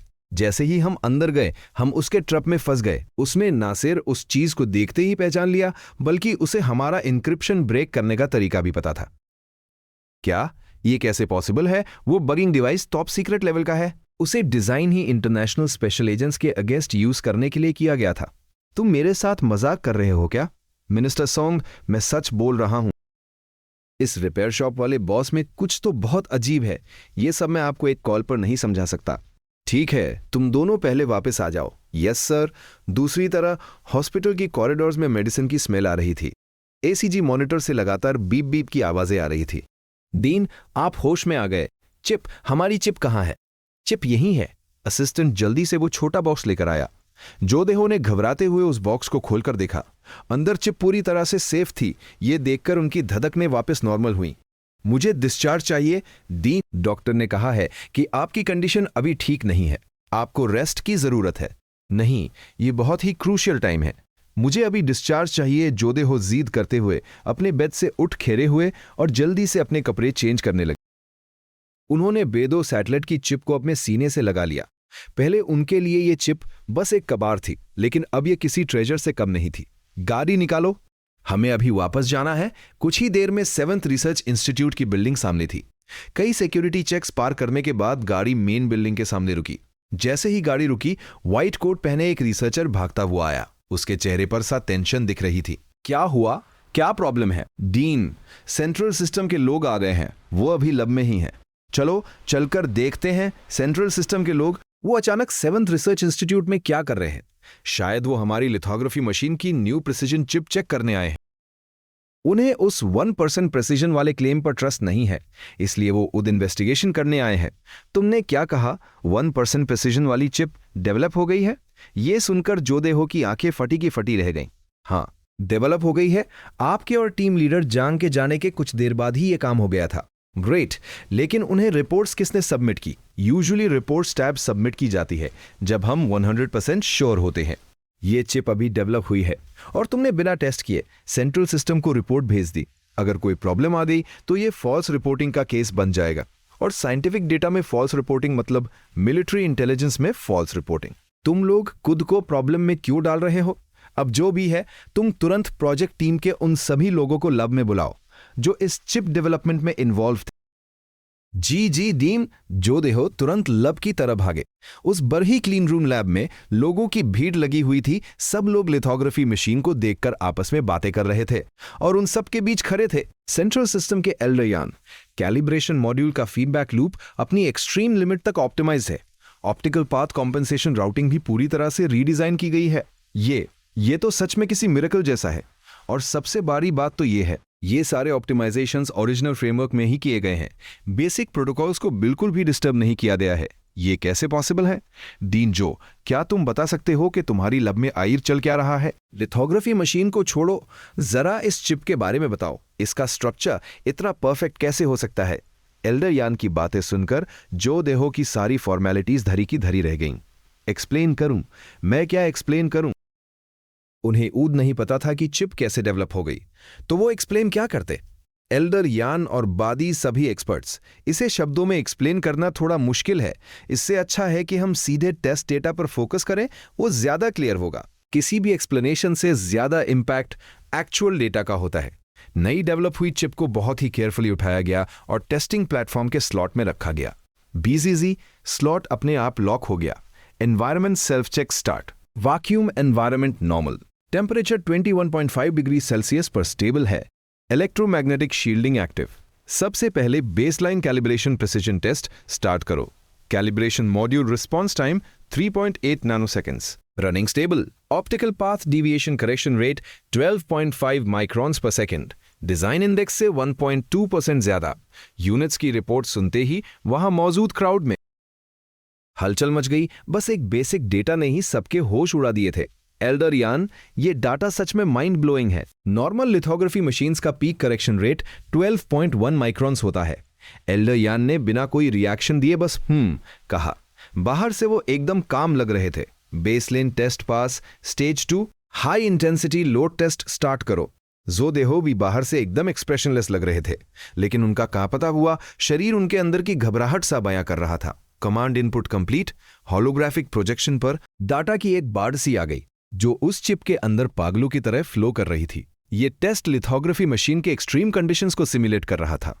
अल्ट्रा हाई प्रिसिजन एक्सपोजर और complex calculations. Chip load 99.6%। Temperature बढ़ रहा है 45 डिग्रीज, 67 डिग्रीज, 70 डिग्रीज। आज या तो हिस्ट्री बनेगी या सब खत्म हो जाएगा। पूरी लैब में एकदम सन्नाटा था। सिर लोगों के थूक गटकने की आवाजें आ रही थी। प्रीवियस टेस्ट्स में अगर चिप सेफ टेम्परेचर से ज्यादा गर्म हो जाती थी तो सेल्फ प्रोटेक्शन मोड ऑन हो जाता था, फ्रीक्वेंसी कम हो जाती थी और कैलिब्रेशन परफॉर्मेंस भी बुरी तरह गिर जाती थी। लेकिन इस वक्त होलोग्राफिक स्क्रीन पर कैलिब्रेशन रिस्पॉन्स टाइम का डेटा बिल्कुल भी ड्रॉप नहीं हो रहा था। यह अभी भी 3.8 नैनोसेकंड्स पर स्टेबल है। टेम्परेचर 76 डिग्रीज पर रुक गया है। ये कैसे पॉसिबल है? इसका थर्मल डिसिपेशन पावर स्टेबल कैसे है? ये हमारे डिजाइन प्लान से मैच नहीं कर रहा। एल्डर यान और बारी सभी लोग पूरी सीरियसनेस के साथ होलोग्राफिक प्रोजेक्शन को देख रहे थे। इस चीज ने साइंस के सारे ट्रेडिशनल कॉन्सेप्ट्स को तोड़कर रख दिया था। ज़ोदेहो को अचानक से एक बड़ा गेम खेलने का मन किया। क्यों ना सेंट्रल सिस्टम के इन बड़े लीडर्स को कुछ असली चीज दिखाई जाए।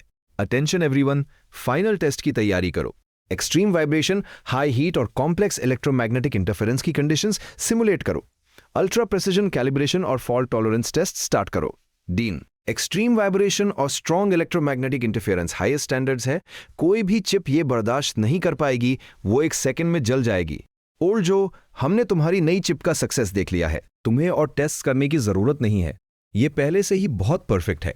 लेकिन ज़ोदेहो इस वक्त पागलों की तरह बिहेव कर रहे थे। उन्हें किसी की बात सुनाई नहीं दे रही थी।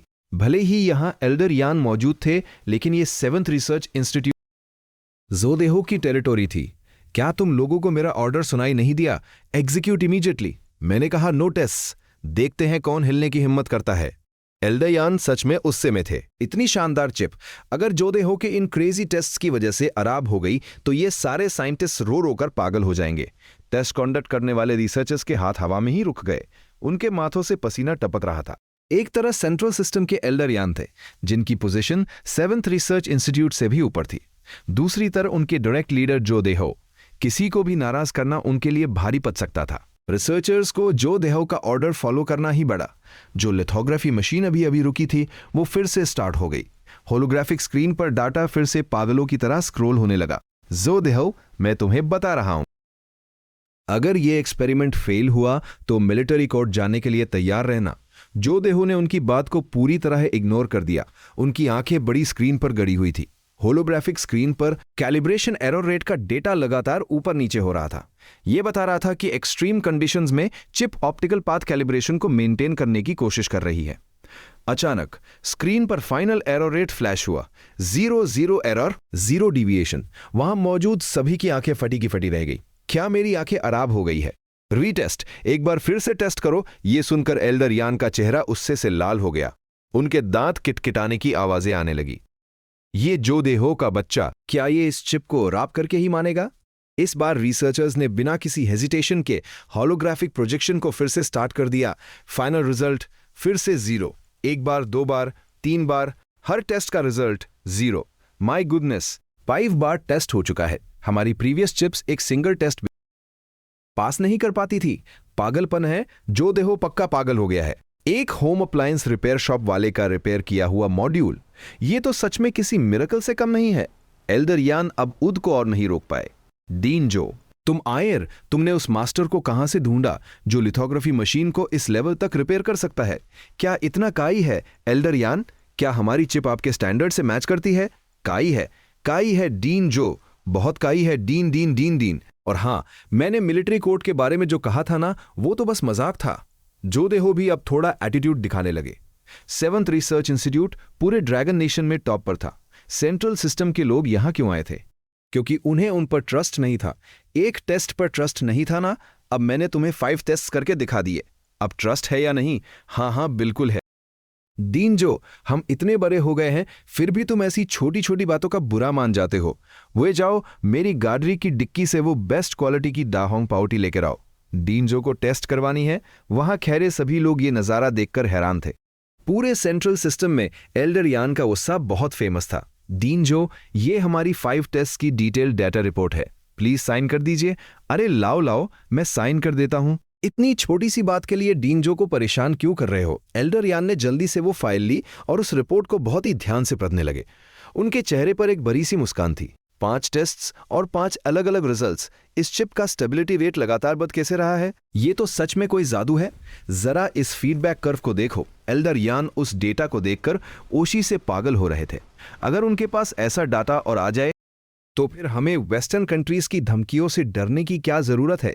ओल्ड जो, मैं तुमसे एक बात पूछूं, क्या ये सच में उसी रिपेयर शॉप वाले बॉस ने किया है? एल्डर यान ने उसी शीशी वो डॉक्यूमेंट्स अपने ब्रीफ केस में रखते हुए पूछा। क्या अभी भी ट्रस्ट नहीं है? अरे ट्रस्ट वाली बात नहीं है, बस ये सब बहुत ही अनबिलीवेबल है। कम से कम मुझे ये तो बताओ कि उसने मटेरियल कौन सा यूज किया था। ये हमारी साइंटिफिक रिसर्च के लिए भी बहुत बड़ा कंट्रीब्यूशन होगा। ठीक है, मैं उस बॉस को कॉल करता हूं, लेकिन तुम सब चुप रहना। Hello boss, chain.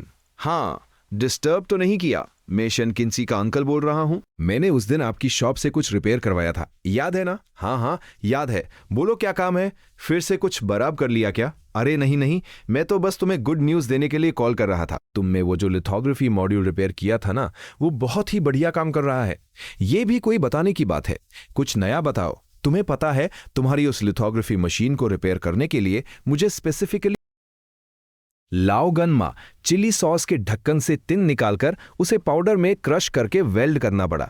मैं तो एनिमल बिस्किट्स के बॉक्स का ढक्कन यूज करने वाला था। मैंने तुमसे सिर्फ कुछ 100 रुपए लिए। ये तो समझो मैंने तुम्हें डिस्काउंट दे दिया। ये सुनते ही पूरी लब में एकदम सन्नाटा छा गया। ये क्या बकवास है? लाओगानमा चिली सॉस के ढक्कन से लिथोग्राफी मशीन रिपेयर हो गई? क्या चिली सॉस बेचने वाली कंपनी की टेक्नोलॉजी हमसे भी ज्यादा एडवांस है? Boss chain, lithography machine repair करने के तुम्हारे तरीके सच में बहुत यूनिक हैं। मुझे पहली बार फील हो रहा है कि लिथोग्राफी मशीन कितनी सस्ती चीज है। किसी भी ढक्कन से मेटल निकालकर उसे रिपेयर किया जा सकता है। अरे अंकल, काम की बात बताओ, मेरे पास और भी काम है। नहीं, बस यही बताना था। जो देहो की बात खत्म होते ही मैंने सीधा कॉल कट कर दिया। पूरी लब में एक अजीब सी खामोशी छा गई। वो बॉस आयर में क्या कह रहा था? वो क्या रिपेयर करने जा रहा था? जोदेहो ने थूक गटकते हुए कहा। उसने कहा वो इंडक्शन कुकर रिपेयर करने जा रहा है। दरोज की आंटी को खाना पकाना है। उन्हें जल्दी है, खाना पकाना है। एल्डर यान ने ब्लैंकली रिपीट किया। खाना पकाना है, हमने हैरान होकर एक साथ कहा, और अगले ही पल एल्डर यान सीधे जमीन पर धड़ाम से गिर पड़े। जल्दी इन्हें हॉस्पिटल ले जाओ। कुछ मिनट्स बाद हॉस्पिटल के वार्ड में, डॉक्टर, पेशेंट की कंडीशन कैसी है? ज्यादा टेंशन की बात नहीं है, बस एक्सट्रीम एक्साइटमेंट की वजह से ब्लड प्रेशर अचानक से बढ़ गया है। तुम लोगों ने ऐसा क्या किया? इतनी उम्र में इन्हें ऐसी हार्ट अटैक वाली न्यूज मत दिया करो। ये सुनकर जो देहो की जान में जान आई। हार्ट अटैक वाली न्यूज? एक लिथोग्राफी मशीन को लाओगानमा के ढक्कन से रिपेयर होते देखने से ज्यादा हार्ट अटैक वाली बात और क्या हो सकती है? ये तो साइंस के सारे कॉन्सेप्ट्स को ही पलट कर रख देने वाली बात है। डीनजो, आइर वो रिपेयर शॉप वाला आदमी है कौन? क्या हम उस बॉस से दोबारा कांटेक्ट कर सकते हैं? हम ये जानना चाहते हैं कि आयर किस ब्रांड के ढक्कन से लिथोग्राफी मशीन रिपेयर हो सकती है। ये हमारे लिए बहुत इंपॉर्टेंट है। डीन जो, तुम उसे हमसे छुपा नहीं सकते। ये पूरे नेशन के फ्यूचर का सवाल है। तुम टेंशन मत लो, सारा क्रेडिट तुम्हारा ही होगा। हम तुम्हारा क्रेडिट नहीं छीनेंगे। मुझे क्रेडिट की टेंशन नहीं है, बस उस बॉस का टेम्पर थोड़ा अजीब है। हमारी पोजीशन चाहे कितनी भी हाई क्यों ना हो, उसकी नजरों में हम कुछ भी नहीं है। तुम लोग थोड़ा वेट करो, मैं सही मौका देखकर उसे नेशन के लिए काम करने के लिए कॉन्विंस करूंगा। ये सुनकर बारी लोगों ने बिना कुछ कहे हाँ में सिर हिला दिया। दोपहर की धूप खिली हुई थी। सुबह का काम खत्म करने के बाद मैं मुंह में टूथपिक चबाते हुए दोनों हाथ अपने सिर के पीछे रख अपनी कुर्सी पर झूल रहा था और सोच रहा था कि आज खाने में क्या खाया जाए। तभी दरवाजे के बाहर से एक बहुत ही प्यार भरी आवाज आई। लिटिल चैन, ओ लिटिल चैन, अभी तक खाना नहीं खाया ना? जरा इस रिपेयर किए हुए इंडक्शन कुकर को देखो, कितनी फास्ट कुकिंग करता है। मैंने अभी अभी फ्रेश डिश बनाई है, जल्दी से टास्ट करके बताओ। अरे थैंक्स आंटी, खाना बनाने की बात ही कुछ और है। 5 स्टार होटल्स के मसालों वाला खाना भी घर के नमक और प्यार से बने खाने के सामने फेल है। अरे मुझे तुम्हें थैंक्स बोलना चाहिए, तुम मुझसे रिपेयर करने के पैसे ही नहीं लेते। अगर आज तुम नहीं होते तो मुझे भूखा ही रहना पड़ता। तुम्हारी स्किल्स तो ऑफिशियल सर्विस सेंटर वालों से भी लाख गुना बेटर है, जहां एक तरफ मैं मजे से खाना एंजॉय कर रहा था, वहीं दूसरी तरफ सेंट्रल सिस्टम में मिनिस्टर सॉन्ग मिंगयोन के ऑफिस का माहौल कारी टेंस था। दोनों एजेंट्स सिर झुकाए सॉन्ग मिंगयोन के सामने खड़े थे। सॉन्ग मिंगयोन अपनी कुर्सी पर एकदम सीधे बैठे थे।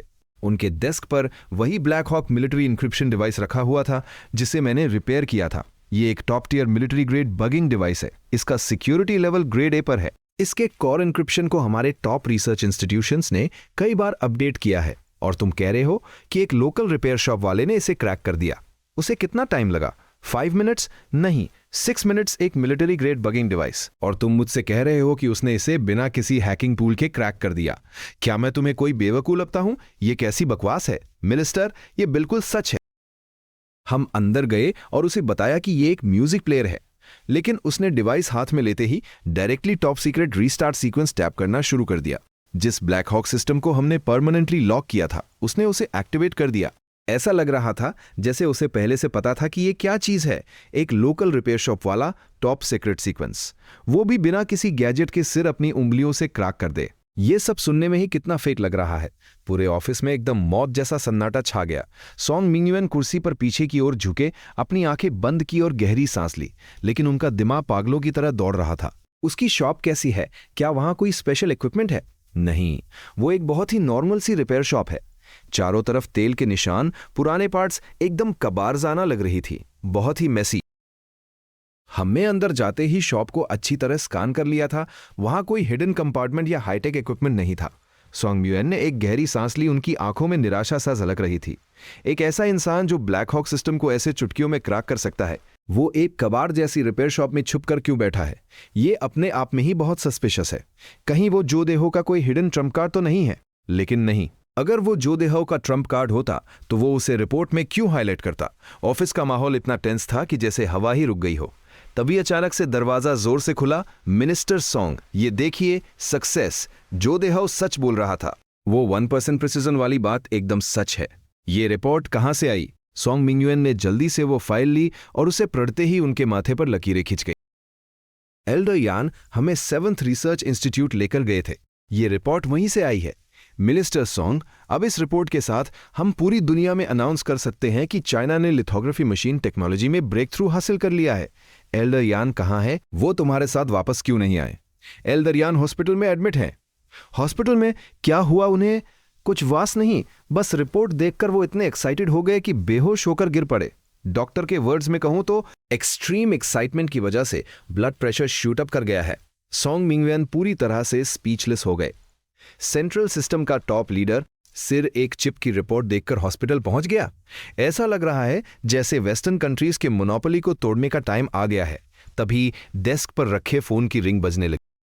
हेलो, जनरल जाओ, होश आओ। मुझे पता है, लेकिन नहीं, ये एब्सोल्युटली इम्पॉसिबल है। जनरल जाओ, मैं जानता हूं कि आप सब होश आओ को हराना चाहते हैं, लेकिन ये रूल्स के एला है। नहीं, बिल्कुल नहीं। फोन उठाते ही सॉन्ग मिंगयुएन लगातार मना करने लगे। उनका चेहरा हर पल और भी ज्यादा टेंस होता जा रहा था। ओल्ड जाओ, ऐसा नहीं है कि मैं तुम्हारी हेल्प कर ही नहीं सकता। सच कहूं तो मैं तुम्हारी हेल्प कर ही नहीं सकता। हो शाओ एक अल्टीमेट हेक्सागन वॉरियर है। मिलिट्री एक्सरसाइजेज में वो सारे कमांडर्स का वर्स्ट नाइटमेयर है। वो इंसान कभी भी रूल से प्ले नहीं करता। उसके टैक्टिक्स इतने क्रेजी होते हैं कि कोई प्रिडिक्ट ही नहीं कर सकता। पिछले साल तुम्हारा elite armoured division drill area के आधे रास्ते तक भी नहीं पहुंचा था और डायरेक्टर ने तुम्हारी पूरी यूनिट को officially killed in action declare कर दिया था। हो शाओ के साथ बैटल में सबसे बड़ा रूल यही है कि कोई रूल नहीं है। ओल्ड सॉन्ग इस बार की मिलिट्री एक्सरसाइज फ्यूचर की हाईटेक वॉरफेयर को सिमुलेट करने और काउंटर अटैक करने पर फोकस कर रही है। हम कल की आर्मी लेकर फ्यूचर की जंग नहीं लड़ सकते, इसलिए तुम्हें मेरी हेल्प करनी ही होगी। इस बार मुझे हुआ शाओ को हर हाल में हराना है। ओल्ड जाओ, बात हेल्प करने की नहीं है। आर्मी के अपने रूल्स हैं और रिसर्च इंस्टीट्यूट के अपने रूल्स। हम दोनों अलग अलग सिस्टम्स हैं। तुम रिसर्च इंस्टीट्यूट के वेपन्स लेकर मिलिट्री ट्रेनिंग कैंप में नहीं घुस सकते। सॉन्ग मिंगयुएन के चेहरे की मसल्स टेंशन से कांप रही थी। अगर उन्होंने हेल्प की तो यह बहुत बड़ा क्राइम होगा। एक्सरसाइज के बाद वेपन्स का इंस्पेक्शन पक्का होगा और उन पर शक आना सिर्फ वक्त की बात है। रूल्स तो डेड होते हैं, पर इंसान तो जिंदा है ना। ओल्ड सॉन्ग, मिनिस्टर सॉन्ग, बस इस बार मेरी हेल्प कर दो। मैंने जो नए एलीट सोल्जर्स ट्रेन किए हैं, मैं उन्हें तुम्हारे यहां गार्ड ड्यूटी के लिए भेज दूंगा। और मेरे पास जो 20 साल पुरानी प्रीमियम माउटाई वाइन है, वो भी मैं तुम्हें दे दूंगा। मुझे गार्ड्स की जरूरत नहीं है, मेरे पास सिक्योरिटी है और मुझे वाइन का भी कोई शौक नहीं है। ब्रदर सॉन्ग, मैं तुम्हें ब्रदर सॉन्ग बुला रहा हूं, अब तो मान जाओ। मुझे कुछ लाजर वेपन्स या ईएमपी डिवाइसेस दे दो, मैं तुम्हें ज्यादा ट्रबल में नहीं डालूंगा। तुम्हारी लब में बड़ा हुआ कोई बेसिक प्रोटोटाइप भी चलेगा। जनरल जाओ की आवाज़ों में डेस्परेशन सा झलक रही थी। सॉन्ग मिंगयुआन के माथे से पसीना टपकने लगा। उन्हें पता था कि मिलिट्री में इन एक्सरसाइजेस की क्या वैल्यू है। अगर तुम मुझसे एडवांस वेपन्स ले लोगे तो इस ड्रिल ट्रेनिंग का पॉइंट ही क्या रह जाएगा। ब्रदर सॉन्ग, हो शाओ के टैक्टिक्स को तुम ट्रेनिंग कहते हो। हिपरसोनिक मिसाइल्स, ड्रोन स्वार्म्स, उसने ड्रिल को किसी साईफाई मूवी जैसा बना दिया है। मेरे राडार्स तो उसे डिटेक्ट तक नहीं कर पाते और डायरेक्टर सीधा मुझे डेड डिक्लेयर कर देता है। बस यही प्रॉब्लम है। नहीं जनरल जाओ, ये मेरे प्रिंसिपल्स के इला है। मिनिस्टर सॉन्ग, तुम सच में बहुत स्टबन हो। भाड़ में जाओ। जनरल जाओ ने उससे में जोर से फोन काट दिया। सॉन्ग मिंगयुआन फोन को पकड़े हुए बस खालीपन में घूरते रहे। इथम, इस बार मैंने जनरल जाओ से पक्की दुश्मनी मोल ले ली है। उधर 7th रिसर्च इंस्टीट्यूट की लैब में मशीन्स की हमिंग साउंड गूंज रही थी। व्हाइट कोट्स पहने रिसर्चर्स पागलों की तरह यहां से वहां भाग रहे थे। दीन जो आयन करना क्या चाहते हैं? क्या हमारे इंस्टीट्यूट में सच में इतने प्रोजेक्ट्स चल रहे हैं? पता नहीं। सुना है डीन जो ने बेडो 3 सैटेलाइट सिस्टम को रिपेयर करवा लिया है और वो उसकी परफॉर्मेंस टेस्ट करना चाहते हैं। बेडो 3, क्या वो एरोस्पेस सिस्टम का प्रोजेक्ट नहीं? वो तो स्क्रैप प्रोजेक्ट था ना। डीन जो ने उसे कहां से रिपेयर करवा लिया? कहीं कहीं ये भी उसी रिपेयर शॉप वाले ने तो नहीं किया। वो खटारा रिपेयर शॉप, क्या वो बेडो 3 भी रिपेयर कर सकता है? सारे रिसर्चर्स पूरी तरह से शॉक्ड थे। जब से वो अजीब सी रिपेयर शॉप पिक्चर में आई थी, उनका वर्कलोड इतना बढ़ गया था कि कामत्म होने का नाम ही नहीं ले रहा था। पहले मशीन्स को थोड़ा रेस्ट मिल जाता था, लेकिन अब मशीन्स नॉनस्टॉप चल रही थी और उन्हें डबल शिफ्ट्स करनी पड़ रही थी। ओए, तुम लोग क्या गॉसिप कर रहे हो? जल्दी काम पे लगो। बीनजो आ रहे हैं अगले ही पल। जो देहो दरवाजे से अंदर आए। उन्होंने प्रोटेक्टिव सूट पहना हुआ था और उनके हाथ में वो छोटा सा बॉक्स था। प्री टेस्ट प्रिपरेशंस का क्या स्टेटस है? Report Dean, all systems ready. Good. BeiDou 3 global satellite navigation system की ultra high precision atomic clock synchronization chip का टेस्ट ऑफिशियली स्टार्ट करो। BeiDou 3 chip load complete, target locked, simulated interference signal active, intensity 5G। Interference report करते वट researcher की आवाज थोड़ी लड़खड़ा गई।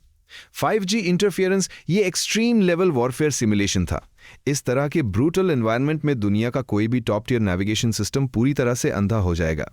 परफेक्ट, स्टार्ट करो। जो देहो की कमांड मिलते ही एक ड्रोन ने मूव करना शुरू कर दिया। होलोग्राफिक प्रोजेक्शन की साइड स्क्रीन पर ड्रोन के सारे डिटेल पैरामीटर्स फ्लैश हो रहे थे। अगले ही सेकंड प्रोजेक्शन का एनवायरनमेंट पूरी तरह से चेंज हो गया। डाटा वैल्यूज पागलों की तरह स्पाइक करने लगी। काउंटलेस कैओटिक सिग्नल्स ने उस ड्रोन को पूरी तरह से घेर लिया। जो ड्रोन अभी तक स्टेबल हो रहा था, वो अब बुरी तरह हिलने लगा। वार्निंग, ड्रोन ऑफ कोर्स जा रहा है। जो देहो स्क्रीन पर स्क्रॉल हो रहे डेटा को देखकर थोड़े निराश हो गए। क्या ये फेल हो गया? मैं भी क्या सोच रहा था, दुनिया सबके लिए फेयर है। चेन बॉस का लिथोग्राफी मशीन रिपेयर करना ही उसकी लिमिट रही होगी। अब उससे बेडो सैटेलाइट नेविगेशन सिस्टम रिपेयर करने की उम्मीद करना शायद उसके फील्ड से बाहर की चीज थी। एयर लिथोग्राफी मशीन रिपेयर कर देना ही अपने आप में एक गॉड लेवल स्किल है। जो देहो ने निराशा से अपना सिर नीचे झुकाया, लेकिन तभी लैब में अचानक से हैरानी भरी आवाजें गूंजने लगी। उन्होंने झटके से अपना सिर उठाया। होलोग्राफिक स्क्रीन पर अचानक से एक third set of data appear हुआ। नेम टैग के हिसाब से ये उस चिप का अपना डेटा एल्गोरिदम था। उसने ड्रोन के फ्लक्चुएटिंग डेटा को फोर्सफुली स्टेबल कर दिया और फिर युद्ध से एक नया एल्गोरिदम बाइंड कर दिया। देखते ही देखते बारी स्क्रीन का डेटा एकदम परफेक्टली स्टेबल हो गया। ड्रोन हवा में बिल्कुल सेफली हॉवर कर रहा था। ये क्या है? क्या हमारे बेडो सैटेलाइट सिस्टम में ऐसा कोई फीचर था? बेडो सैटेलाइट में नहीं था, पर बॉस चेन के पास था। जो देहो के चेहरे पर एक बहुत ही प्राउड और डेविलिश स्माइल आ गई। उसने कहा था ना कि उसने एल्गोरिदम में थोड़े चेंजेस किए हैं, लेकिन उन्हें सपने में भी उम्मीद नहीं थी कि मेरा वो थोड़ा सा चेंज ड्रोन को 5G लेवल के इंटरफेरेंस एनवायरनमेंट में भी सर्वाइव करवा देगा। इस लड़के के दिमाग में आइव चल क्या रहा है? अगर मैं किसी तरह इसे अपने इंस्टीट्यूट में ले आऊं तो मैं सीधा आसमान में उड़ूंगा। ये बॉस आयर है कौन? क्या वो दुनिया की हर चीज रिपेयर कर सकता है? सारे रिसर्चर्स क्यूरियोसिटी से पागल हो रहे थे। जला हुआ लिथोग्राफी मॉड्यूल उसने परफेक्ट कर दिया और अब बेदो 3 चिप भी उसने एकदम रेडी कर दी। और सबसे बड़ी बात, उसके हाथ से रिपेयर हुई चीज ब्रांड न्यू से भी ज्यादा सॉलिड परफॉर्मेंस दे रही है। एक के बाद एक माइंड ब्लोइंग रिपोर्ट्स की आवाजें लब में गूंजने लगी। पूरा माहौल एक गहरी खामोशी और वशी में डूब गया। सब लोग शॉक्स में थे। डाटा के ये सेट्स सिर्फ बेदो 3 के सक्सेस नहीं थे, बल्कि ये चाइना की साइंटिफिक हिस्ट्री का सबसे बड़ा ब्रेक थ्रू थे। और इसी बीच जो देहो ने अपना फोन निकाला और एक नंबर डायल किया। हेलो बॉस, चेन मैं बोल रहा हूं। वो बेदो 3 चिप।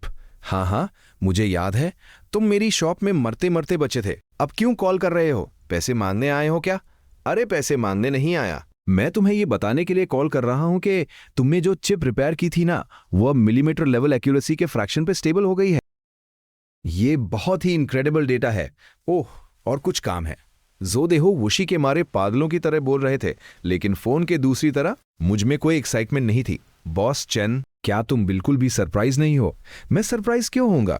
क्या तुम मुझे कोई रोड साइड फ्रॉड समझते हो? मेरी भी कोई डिग्निटी है बॉस। तुम्हें क्या लगता है मैंने वो कुछ 100 रुपए तुमसे फ्री में लिए थे? बॉस चेन, मेरा वो मतलब नहीं था। Call disconnected. जो देहो बुरी तरह से ब्लैंक हो गए। उन्हें ऐसा क्यों लग रहा था जैसे मैंने उन्हें किसी जाल में फंसा लिया हो। डीन, आप ठीक तो हैं? हाँ, मैं ठीक हूं। चिप पैक करो, मुझे एरोस्पेस डिपार्टमेंट जाना है। बेदो 3 चिप एरोस्पेस डिपार्टमेंट से ही आई थी। उन लोगों ने कहा था कि ये स्क्रैप हो चुकी है, इसलिए उन्होंने जो देहो को अपनी लक ट्राई करने के लिए दे दी थी। दूसरी तरह एक मिलिट्री जीप पागलों की तरह स्पीड में दौड़ रही थी। उसका डेस्टिनेशन भी एरोस्पेस डिपार्टमेंट ही था। बैक सीट पर बैठे जनरल जाओ का चेहरा उससे से लाल हो रहा था। ओल्ड सॉन्ग का दिमाजा अराब हो गया है। इतने क्रूशल टाइम पर उसने मेरी हेल्प करने से मना कर दिया। तुम हेल्प नहीं करोगे? ठीक है, मैं सीधा एरोस्पेस डिपार्टमेंट जाऊंगा और जंग चीवेन से मिलूंगा। आखिरकार यही वो जगह है जहां आसमान में उड़ाने वाले सारे टॉयज बनाए जाते हैं। ये सोचकर जनरल जाओ के दिल में उम्मीद की एक नई किरण जाग उठी। एरोस्पेस डिपार्टमेंट की बिल्डिंग में लोगों की भारी भीड़ थी। हर कोई पागलों की तरह बिजी था। ऑफिस कम और वॉरजोन कमांड सेंटर ज्यादा लग रहा था। फोन्स लगातार बज रहे थे और यहां वहां भागते लोगों की वजह से माहौल किसी सब्जी मंडी जैसा लग रहा था। सेंट्रल सिस्टम का एरोस्पेस डिपार्टमेंट किसी क्राउडेड मार्केट जैसा लग रहा था। हर कोई ऐसे भाग रहा था जैसे एनर्जी ड्रिंक पीकर आया हो। सबके चेहरों पर टेंशन और अर्जेंसी सा दिख रही थी। मिनिस्टर, इस ड्रोन इंजन रिपोर्ट पर आपके साइन चाहिए। वेट करो मिनिस्टर, बेस 3 के वायरिंग अपग्रेड प्लान पर एक बार नजर डाल लीजिए। जंग चिवेन अपनी डेस्क पर बैठे थे। एक हाथ में फोन था, दूसरे से वो रिपोर्ट्स देख रहे थे और उनकी नजरें लगातार आ रहे नए डॉक्यूमेंट्स पर भी थी। इस वक्त वो सोच रहे थे कि काश उनके पास नेज़ा a deity with multiple arms की तरह कई हाथ होते। तभी दरवाजे से एक बहुत ही एक्साइटेड आवाज आई। ओल्ड जंग, कैसी चल रही है लाइफ? कौन सी हवा तुम्हें यहां ले आई? बेदो 3 चिप की हवा, क्या ख्याल है? मैंने तुम्हारा बेदो 3 रिपेयर करवा दिया है। बेदो 3? वो प्रोजेक्ट तो स्क्रैप हो चुका है ना, तुमने उसे कहां से रिपेयर करवा लिया? अरे अब इसकी परफॉर्मेंस एक नंबर है। हमने लैब में इनिशियल वेरिफिकेशन भी कर लिया है। प्रिसिजन और इंटरफियरेंस रेजिस्टेंस। तुम सच में शॉक्ड रह जाओगे। बस करो ओल्ड जो, मेरे पास तुम्हारी फालतू बातें सुनने का टाइम नहीं है। देख नहीं रहे डॉक्यूमेंट्स का पहाड़ लगा हुआ है? तुम वुड ही देख लो। मेरे पास तुम्हारे साथ टाइम वेस्ट करने का बिल्कुल भी वक्त नहीं है। मैं सच कह रहा हूं, मैंने इसे रिपेयर करवा लिया है। जो देहो, ओल्ड जो, मैं तुम्हें फिर से बता रहा हूं, बेदो 3 प्रोजेक्ट ऑफिशियली डेड हो चुका है। उसे रिपेयर करने के लिए बहुत सारे पैसों और रिसोर्सेज की जरूरत है और फिर भी गारंटी नहीं है कि वो काम करेगा। लेकिन मैंने सच में उसे रिपेयर करवा लिया है। जरा एक बार देख तो लो। ठीक है, तुम्हारा 7th रिसर्च इंस्टीट्यूट सबसे महान है, लेकिन अभी मुझे डॉक्यूमेंट्स रिव्यू करने हैं। तुम इसे यहां से ले जाओ। अगर तुमने इसे सच में रिपेयर कर लिया है तो इसे अपने ही पास रखो। जंग चिवेन ने बिना देखे उस बॉक्स को किनारे खिसका दिया। जो देहो का चेहरा गुस्से से लाल हो गया।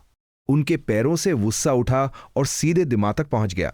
उन्होंने झटके से अपना बॉक्स उठाया और ऑफिस से बाहर निकल गए। उसी वक्त ऑफिस बिल्डिंग से 2 और लोग बाहर आए। ये जनरल जाओ और उनका गार्ड था। जनरल जाओ का चेहरा जो देहो से भी ज्यादा काला हो रहा था। ये जंग चिवेन बिल्कुल सोंग मिंगयुएन जैसा है। क्या प्रिंसिपल्स? ये तो सोंग मिंगयुएन से भी ज्यादा स्टबन है। मैंने अपनी सारी सोर्सेज लगा ली, लेकिन ये आदमी टस से मस नहीं हुआ। और वो बेदो 3, इससे बात करना भैंस के आगे बीन बजाने जैसा है। वो दोनों जैसे ही कोर्टयार्ड में पहुंचे, उन्होंने किसी को बड़बड़ाते हुए सुना। बेडो 3, क्या ये वही हाईटेक प्रोजेक्ट नहीं है जो बहुत एम्बिशन के साथ शुरू हुआ था लेकिन बाद में स्क्रैप कर दिया गया? जनरल जाओ ने पलट कर देखा और उनका सामना जो देहो से हुआ जिनका चेहरा किसी भूत से भी ज्यादा डरावना लग रहा था। एक्सक्यूज मी सर, क्या आप अभी बेडो 3 के बारे में बात कर रहे थे? जो देहो ने सर उठाया और हैरान रह गए। भले ही वो इस इंसान को पर्सनली नहीं जानते थे, लेकिन उसके कंधों पर लगे स्टार्स सब कुछ सासा बता रहे थे। हेलो जनरल, हाँ, बेडो 3 ये हमारे 7th रिसर्च इंस्टीट्यूट की न्यूली रिपेयर्ड बेडो 3 चिप है, लेकिन वो बुढ़ा जंगजीवन उसे लगता है कि ये फेक है। जोदेहो ने जल्दी से सल्यूट किया और अपना छोटा सा बॉक्स खोलकर दिखाया। बेडो 3, जहां तक मुझे याद है ये प्रोजेक्ट तो कैंसिल हो गया था, वो पहले की बात है, लेकिन हमारे इंस्टीट्यूट ने ये इम्पॉसिबल काम कर दिखाया है। हमने इस चिप की टेक्नोलॉजी अपग्रेड कर दी है। अब इसकी प्रिसीजन इतनी हाई है कि ये एक मक्खी को भी टारगेट कर सकती है। इसकी इंटरफेरेंस रेजिस्टेंस इतनी स्ट्रांग है कि आसमान भी फट जाए तो भी ये काम करती रहेगी। और सबसे बड़ी बात, इसका इंडिपेंडेंट एल्गोरिदम। जो देहाओं को आखिरकार अपनी भैरास निकालने का मौका मिल ही गया, उन्होंने बिना रुके एक सांस में सारी खूबियां गिना दी। क्या ये सच में इतनी पावरफुल है? जनरल जाओ हैरानी से सुन रहे थे। वो एक जनरल थे, वार टैक्टिक्स में मास्टर थे, लेकिन साइंटिफिक रिसर्च और डेटा उनके लिए काला अक्षर भैंस बराबर था। मैं आपसे झूठ क्यों बोलूंगा जनरल? अगर इसे मिसाइल में लगा दिया जाए तो ये टारगेट को चीर कर रख देगी, और अगर इंडिविजुअल सोल्जर गियर में लगा दी जाए तो सोल्जर्स दुश्मन के इलाके में छुपकर भी परफेक्टली लोकेशन ट्रैक कर सकते हैं और बेस कैंप से कॉन्स्टेंटली कनेक्टेड रह सकते हैं। है ना परफेक्ट? जनरल जाओ के चेहरे के एक्सप्रेशंस इंटरेस्ट से कंफ्यूजन में और फिर फाइनली एक्सट्रीम शॉक में बदल गए। उनकी सांसें तेज हो गईं। वो सपने में भी होशाओं को हराना चाहते थे। Precise targeting, super strong interference resistance, independent communication channel, ये सारे वर्ड्स जनरल जाओ के दिल में सीधे तीर की तरह लग रहे थे। क्या तुम अपनी इन बातों की गारंटी ले सकते हो? बिल्कुल, मैं 7th रिसर्च इंस्टीट्यूट का डीन हूं। क्या एक डीन की बातों की कोई वैल्यू नहीं है? ठीक है, अगर ऐसा है तो मैं स्पेशल फंड्स रिलीज करूंगा ताकि हम इसे मास प्रोड्यूस कर सकें। अगर फंड्स कम बढ़े तो मैं और फंड्स अरेंज करूंगा, लेकिन हमारी यूनिट इसे सबसे पहले यूज करेगी और शॉर्ट टर्म में तुम इसे किसी और को नहीं दोगे। अरे जनरल, मास प्रोडक्शन अभी पॉसिबल नहीं है क्योंकि इस चिप का इंक्रिप्शन कोर और लॉजिक कैलकुलेशंस पूरी तरह इंडिपेंडेंट हैं। ये एक कंप्लीटली न्यू सिस्टम है। ये फ्यूचर वॉरफेयर का दरवाजा खोलने वाली चाबी है, लेकिन अभी हमारे पास ऐसी सिर्फ एक ही चाबी है और हमें युद्ध भी नहीं पता कि इस चाबी का इंटरनल स्ट्रक्चर कैसा है। और सबसे इंपॉर्टेंट बात, हमें इसे सैटेलाइट से सिंक करना होगा। तुम टेंशन मत लो, मैं टॉप अथॉरिटीज से रिक्वेस्ट करूंगा कि वो बेस्ट रिसर्च इंस्टीट्यूट्स को तुम्हारी हेल्प के लिए असाइन करें। मुझे यकीन नहीं होता कि हमारे इतने बड़े देश में एक बनी बनाई चिप को रिवर्स इंजीनियर करना इतना मुश्किल है। जनरल, ये पॉसिबल नहीं है। कोई भी रिसर्च इंस्टीट्यूट ये काम नहीं कर सकता। क्या रिसर्च इंस्टीट्यूट ये नहीं कर सकता? तुम्हारा मतलब क्या है? हमारे देश में इतने सारे इंस्टीट्यूट्स हैं, तुम जिसका नाम लोगे मैं उसे तुम्हारे लिए खड़ा कर दूंगा, और तुम कह रहे हो कि वो एक छोटी सी चिप की रिवर्स इंजीनियरिंग नहीं कर सकते। जनरल जाओ के माथे पर सिलवटें बढ़ गईं। उनके हिसाब से अगर प्रोडक्ट रेडी है तो उसे कॉपी करना बच्चों का खेल है। हाँ जनरल, इंस्टीट्यूट सच में ये काम नहीं कर सकते। तो फिर कौन करेगा? एक होम अप्लायंस रिपेयर शॉप। क्या बकवास कर रहे हो? जनरल जाओ की आवाज अचानक से इतनी तेज हो गई कि उन्हें उद लगा कि शायद उनके कानों में कोई प्रॉब्लम हो गई है। जो काम रिसर्च इंस्टीट्यूट्स नहीं कर सकते वो तुम एक लोकल रिपेयर शॉप से करवाओगे? क्या तुम मेरे साथ मजाक कर रहे हो? यह नेशन के फ्यूचर स्ट्रेटेजिक वॉरफेयर का टॉप टियर प्रोजेक्ट है। जनरल, मुझे पता है कि यह सुनने में बहुत अजीब लग रहा है, लेकिन मैं इसे वर्ड्स में एक्सप्लेन नहीं कर सकता। आप क्यों मेरे साथ चलकर देखिए, आपको सब समझ आ जाएगा। इस वक्त मेरी रिपेयर शॉप में जले हुए प्लास्टिक की अजीब सी स्मेल आ रही थी। मैं ट्वीजर से चावल के दाने से भी छोटे कैपेसिटर को पकड़कर 80s के एक पुराने एम्पलीफायर में फिक्स कर रहा था। Ding, repaired 1980s amplifier, earned 2 tech points, total tech points 1940। Sai जैसे ही मैंने ट्वीजर्स नीचे रखे, सिस्टम की आवाज गूंजी, कितने दिन हो गए बस राइस कुकर्स और इंडक्शन कुकर्स ही रिपेयर कर रहा हूं। टेक पॉइंट्स तो किसी कछुए की स्पीड से बढ़ रहे हैं। पिछली बार जब लिथोग्राफी मशीन और बेडो 3 रिपेयर की थी तब पॉइंट्स कितनी तेजी से बढ़े थे। अगर ऐसे ही चलता रहा तो स्टार डिस्ट्रॉयर के ब्लूप्रिंट्स तो भूल ही जाओ, मैं एक नॉर्मल एक्सोस्केलेटन आर्मर का एक पार्ट भी अनलॉक नहीं कर पाऊंगा। तभी एक मिलिट्री जीप आकर मेरी शॉप के दरवाजे पे रुकी। जनरल जाओ ने उस नॉर्मल सी स्ट्रीट को देखकर भवें सिकोड़ ली। जनरल, हम पहुंच गए। ये स्ट्रीट थोड़ी मेसी थी, स्ट्रीट वेंडर्स की आवाजें गूंज रही थी। भीड़ बहुत थी, लेकिन देखने में ये किसी नॉर्मल इंडियन स्ट्रीट जैसी ही लग रही थी। तुम्हें पकड़े जाने का डर नहीं है? तुम्हें पकड़े जाने का डर नहीं है? एंट्रेंस कहाँ है? पासकोड क्या है? Secret base? जनरल, यहां कोई सीक्रेट बेस नहीं है और ना ही कोई सीक्रेट एंट्रेंस है। यही वो रिपेयर शॉप है जहां हमें आना था। जो दे हो, क्या तुम्हें लग रहा है कि मैं यहां तुम्हारे साथ हाइड एंड सीक खेलने आया हूं? जो बे 2-3 रिसर्च इंस्टीट्यूट्स रिपेयर नहीं कर पाए, वो तुम इस कबाराने में लेकर आए हो। मिलिट्री एक्सरसाइजेस शुरू होने वाली हैं और तुम मेरा टाइम वेस्ट कर रहे हो। जनरल जाओ कुछ देर चुप रहने के बाद अचानक से फट दे। जनरल, शांत हो जाइए। हमारी बे 2-3 चिप यहीं रिपेयर हुई थी और सिर्फ इतना ही नहीं, कुछ दिन पहले लिथोग्राफी मशीन की प्रिसिजन कैलिब्रेशन भी यहीं हुई थी। अगर ये काम यहां नहीं हो सकता तो मुझे लगता है कि पूरी दुनिया में कोई भी इसे नहीं कर सकता। क्या लिथोग्राफी मशीन भी रिपेयर कर सकता है? जनरल जाओ पूरी तरह शॉक्ड रह गए। किसे नहीं पता कि लिथोग्राफी मशीन रिपेयर करना कितना मुश्किल है। ये कबाराना लिथोग्राफी मशीन रिपेयर कर सकता है। उन्होंने जोदेहो को ध्यान से देखा। ये आदमी 7th रिसर्च इंस्टीट्यूट का डीन है। इतनी बड़ी पोस्ट वाला इंसान मुझे यहां बेवकूफ बनाने तो नहीं लाएगा। ठीक है, चलो अंदर चलकर देखते हैं। अगर तुमने जो कहा है वो झूठ निकला तो तुम चाहे कोई भी हो, मैं तुम्हें तुम्हारी पोस्ट से हटा दूंगा।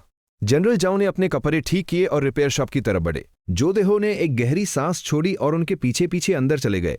Repairable items detected. Flash 3 tactical flashlight internal circuit board, short circuited falcon single soldier tactical goggles, thermal imaging coating peeled of, hummingbird micro communicator signal receiver module damaged.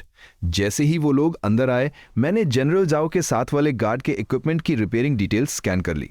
सब मिलिट्री ग्रेड इक्विपमेंट थे और आगे जो इंसान चल रहा था उसका ऑरा ही बता रहा था कि वो मिलिट्री का कोई बड़ा boss. Hello boss, long time no see uncle. Health कैसी है? हालांकि मुझे जो देहो कुछ आस पसंद नहीं था, लेकिन कस्टमर तो कस्टमर होता है, मैनर्स तो दिखाने ही पड़ते हैं। हेल्थ बढ़िया है और चिप भी। बॉस चेन, तुमने जो चीज रिपेयर की थी वो कमाल की है। हमने लैब में डिटेल टेस्टिंग की है, उसकी परफॉर्मेंस ओरिजिनल वर्जन से कहीं ज्यादा अच्छी है। हाँ मुझे पता है, कुछ ऐसा बताओ जो मुझे नहीं पता। पास खैरे जनरल जाओ बस अपना सिर हिला रहे थे।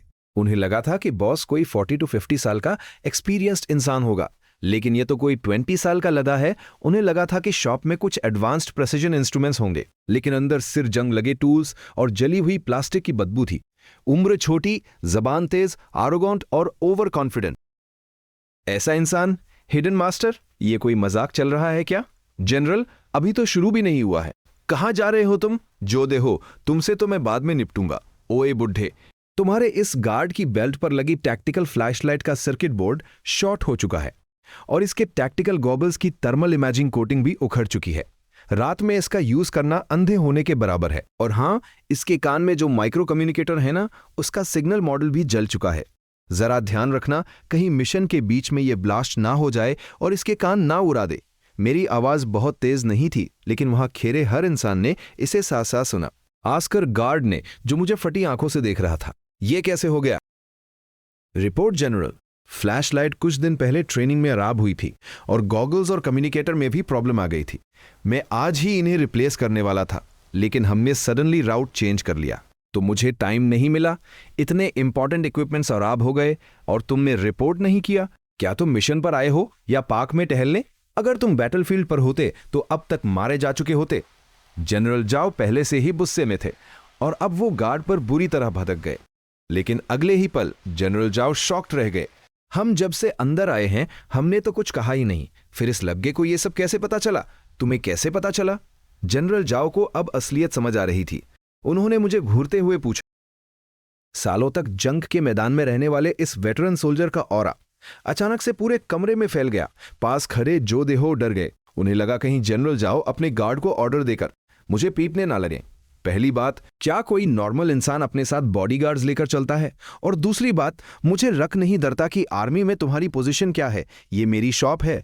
यहां अगर तुम ड्रैगन हो तो तुम्हें कॉइल करके बैठना होगा, और अगर टाइगर हो तो झुक कर। अगर प्रॉब्लम है तो गेट लॉस्ट। मेरी बातें सुनकर जो देहो का मुंह खुला का खुला रह गया। What the fuck boss chain, तुम इतने अरोगेंट कैसे हो सकते हो? ये एक जनरल है, अगर ये चाहें तो तुम्हारी शॉप को 1 मिनट में बंद करवा सकते हैं। जनरल जाओ भी पूरी तरह शॉक्ड थे। उनकी आंखों में उत्साह और हैरानी सा दिख रही थी। Shocked, unbelievable. इतने सालों में जब वो रिक्रूट थे तब उनके स्क्वाड लीडर ने उन्हें एक बार किक मारी थी। उसके बाद से आज तक किसी ने उनसे इस टोन में बात करने की हिम्मत नहीं की थी। तुम किससे इस तरह बात कर रहे हो? गार्ड से अब और बर्दाश्त नहीं हुआ। वो अपनी फिस्ट टाइटन करते हुए मेरी तरफ बढ़। क्या मैंने तुम्हें ऑर्डर दिया? अपनी जगह पर वापस आओ। इससे पहले कि गार्ड मुझ तक पहुंचता, जनरल जाओ ने जोर से चिल्लाकर उसे रोक दिया। गार्ड के वंदम वहीं रुक गए और वो पीछे हट गया। तुम लोग यहां करने क्या आए हो, मैं तुम्हें बता दूं। ये मेरी रिपेयर शॉप है, कोई रेसलिंग विंग नहीं। अगर लेराना है तो बाहर जाके लड़ो। मैं बाहर से भले ही एकदम काम लग रहा था, लेकिन अंदर से मेरी हालत खराब थी। इस बड़े बॉस का बॉडीगार्ड सच में कोई मजाक नहीं था। जब उसने अपनी मुट्ठी बांधी तो उसके ढीले कपड़ों के अंदर भी उसकी मसल्स उभर कर आ गई थी। अगर वो मुक्का मेरे सिर पर लग जाता तो मेरी लाइफ का ये एपिसोड यहीं खत्म हो जाता। तो बॉस चैन, बात ऐसी है कि जनरल जाओ ने बात शुरू की। हमने जो बेडो 3 चिप रिपेयर करवाई थी, हम चाहते हैं कि आप उसे एक वॉरहेड में फिट कर दें ताकि उस वॉरहेड में प्रिसाइज लोकेशन ट्रैकिंग आ जाए। क्या आप ये कर सकते हैं? ये तो बहुत खतरनाक लग रहा है। तुम लोग आयर करने क्या वाले हो? मुझे भी थोड़ा इंटरेस्ट आ रहा था। ये तो सच में कोई बड़ा काम लग रहा था। हम इसे वार सिमुलेशन में यूज करने वाले हैं। हमारी ब्लू आर्मी में हुओ शाओ नाम का एक कमांडर है, तुमने उसका नाम सुना ही होगा। हम हमेशा उससे हार जाते हैं, लेकिन इस बार हम हर हाल में जीतना चाहते हैं। तो बताओ, क्या तुम ये कर सकते हो? जनरल जाओ ने मुझे बहुत ही सीरियसनेस के साथ घूरते हुए पूछा। मुझे पता था कि अगर मैंने ना कहा तो वो इसी वक्त मेरा हिसाब बराबर कर देंगे। काम तो हो जाएगा, लेकिन इसके लिए मुझे इतना चाहिए। मैंने अपने हाथ की 5 उंगलियां हवा में हिलाई। 500 रुपए? ठीक है ठीक है, मैं अभी QR स्कैन करता हूं। जो दे हो। ओशी उशी अपना फोन निकालकर पेमेंट करने ही वाले थे। क्या 50,000 चाहिए? क्या 50,000? क्यों? पहले तो तुम हमेशा 500 रुपए ही लेते थे ना। इस बार प्राइस इतना कैसे बढ़ गया? क्योंकि मुझे इसकी शक्ल पसंद नहीं आई। इसने मुझ पर हाथ उठाने की कोशिश की है। 50,000 तो मैं बहुत कम मान रहा हूं, मैंने जनरल जाओ की तरह उंगली दिखाते हुए पूरे एटीट्यूड में कहा। ठीक है, 50,000 ही सही।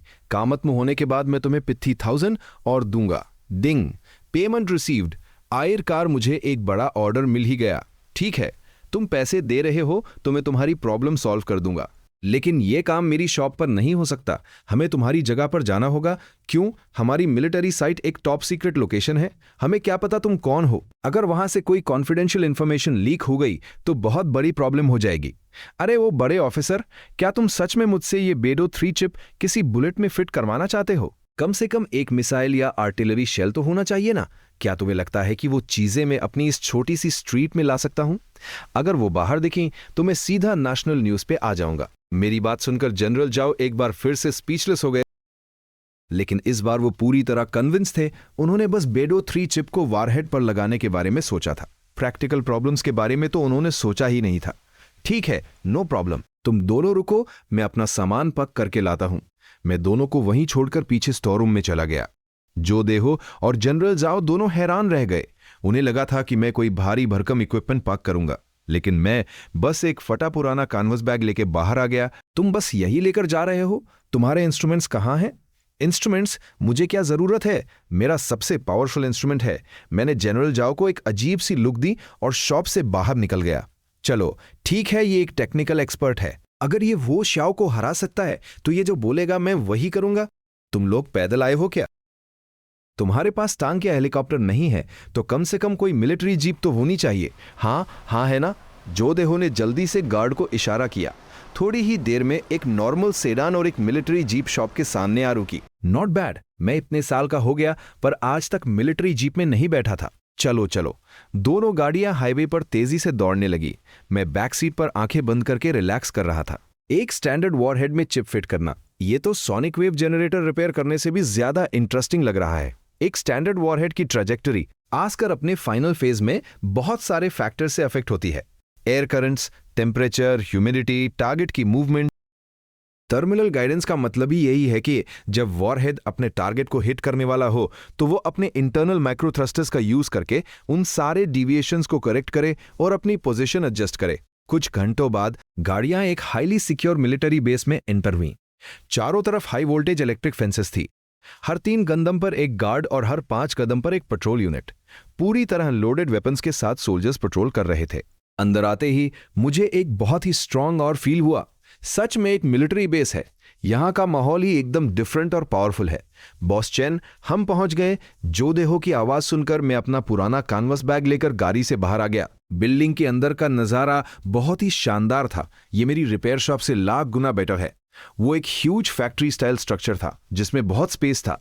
कई सारे टॉप सीक्रेट एडवांस्ड इंस्ट्रूमेंट्स चल रहे थे जिनके नाम भी मुझे नहीं पता थे। अलग अलग यूनिफॉर्म्स पहने हुए टेक्नीशियन अपने अपने स्टेशंस पर बिजी थे। मेरे वहां पहुंचते ही सब मुझे अजीब नजरों से देखने लगे। क्या वो जनरल जाओ नहीं है? उनके पीछे वो लड़का कौन है? पता नहीं। कोई वीआईपी तो नहीं लग रहा, किसी गांव से आया हुआ लड़का लग रहा है। बकवास बंद करो। अगर जनरल जाओ उसे यूथ एस्कॉर्ट कर रहे हैं तो वो कोई नॉर्मल इंसान नहीं हो सकता। ओल्ड वे, सबको अपना काम रोकने को कहो और यहां असेंबल करो। कुछ ही देर में यूनिफॉर्म पहने हुए डजन्स मिलिट्री टेक्नीशियंस की एक लाइन लग गई। एवरीवन, मैं तुम्हें इंट्रोड्यूस करवाता हूं। ये है 7th रिसर्च इंस्टीट्यूट के डीन जो देहो और ये है चेन यान जो, एक रिपेयर शॉप के बॉस। सारे टेक्नीशियंस ने मुझे बहुत ही कंफ्यूजन के साथ देखा। रिपेयर शॉप का बॉस? वो यहां क्या कर रहा है? बीनजो, प्लीज आप ही सबको एक्सप्लेन कर दीजिए। यस जनरल, जेंटलमैन, हम आज यहां सिर्फ इस एक चीज के लिए आए हैं। ये कहते हुए जो देहो ने बॉक्स से वो चिप निकाली। ये क्या है? मैंने ऐसा कुछ पहले कभी नहीं देखा। देखने में कोई नॉर्मल चीज नहीं लग रही, पर इसका यूज क्या है? सारे टेक्नीशियंस अपनी गर्दनें लंबी करके जो देहो के हाथ में रखी चीज को देखने लगे। ये बेदो 3 सैटेलाइट नेविगेशन सिस्टम की चिप है। बेदो 3? लेकिन वो प्रोजेक्ट तो बंद हो गया था ना। हमारे पास उस लेवल की टेक्नोलॉजी, फंड्स या टाइम नहीं था, तो ये वापस कैसे आ गया? ओल्ड वे, जो उस बेस का हेड था, उसने तुरंत वो चिप ली और उसे ध्यान से एग्जामिन करने लगा। बीडो 3? सच में इनक्रेडिबल। सीमलेस यूनिबॉडी कास्टिंग, मैंने आज तक ऐसी टेक्नोलॉजी नहीं देखी। इसका बेस मटेरियल भी नॉर्मल नहीं है। यह स्टैंडर्ड सिलिकॉन नहीं लग रहा, कार्बन बेस्ड मटेरियल लग रहा है। इसकी प्रिसीजन देखो, ये कम से कम 3 नैनोमीटर्स के आसपास होगी। इसे किस लब ने बनाया है? और पावर कंजम्पशन, हीट डिसिपेशन, इतनी हाई इंटीग्रेशन स्पीड के साथ जब ये रन करेगी तो हीट आउटपुट बहुत ज्यादा होगा। बस कुछ ही सेकेंड्स में सारे टेक्नीशियंस पागलों की तरह एक्साइटमेंट में चिल्लाने लगे। जनरल जाओ ये सब देख रहे थे। हालांकि ये एक मिलिट्री बेस था, लेकिन यहां काम करने वाले टेक्नीशियंस देश के अलग अलग टॉप रिसर्च इंस्टीट्यूट से लाए गए थे और ये सब सिर्फ उसे देखकर ही बेडो 3 की पावर समझ गए थे। लगता है इस चिप में सच में कुछ आस बात है। तो तुम्हारा क्या ख्याल है? सॉरी जनरल, हमें कुछ समझ नहीं आ रहा। हम बस इतना जानते हैं कि ये कोई नॉर्मल चीज नहीं है। जिस रिसर्च इंस्टीट्यूट ने इसे बनाया है वो बहुत ही एडवांस होगा। ओल्ड वे ने एक बिटर स्माइल के साथ कहा और बाकी सबने भी हमें सिर हिलाया। उन सब के चेहरों पर कंफ्यूजन था। जनरल जाओ का चेहरा थोड़ा उतर गया। उन्हें लगता था कि उनके बेस के टेक्नीशियंस बेस्ट हैं, लेकिन एक छोटी सी चिप ने उन सब की बोलती बंद कर दी थी। बॉस चेन, प्लीज आप ही इन्हें एक्सप्लेन कर दीजिए। जनरल जाओ ने एक गहरी सांस ली और मेरी तरफ देखा। मैं जब से अंदर आया था तब से यहां वहां देख रहा था। यहां के इक्विपमेंट्स और एनवायरनमेंट मेरी रिपेयर शॉप से जमीन आसमान का रख रखते थे। यहां सब कुछ बेस्ट है, लेकिन इन बेवकूफों को यहां रखना सच में रिसोर्सेज की बर्बादी है। मैंने एक हल्की सी स्मर्क दी और आगे बढ़कर वो चिप हाथ में ले ली। ऑलराइट, मुझे लगा था कि तुम लोगों को कुछ समझ नहीं आएगा, पर मुझे नहीं पता था कि तुम लोग इतने यूजलेस हो। मेरी बात सुनकर सारे टेक्नीशियंस ने गुस्से से मुझे देखा। ये लड़का बुद्ध को समझता क्या है? यहां खैरा हर इंसान कम से कम पीएचडी होल्डर है और ये कॉलेज ड्रॉप आउट जैसा दिखने वाला लग रहा इतनी बड़ी बातें कर रहा है। इसे डर नहीं लगता क्या? ये बेदो 3 है, ये तो तुम सबको पता चल ही गया होगा। इसका कोर प्रोसेसिंग यूनिट 140 कोर सब सीक्वेंस यूज करता है। तो अगर तुम्हें समझ नहीं आ रहा तो ये बिल्कुल नॉर्मल है।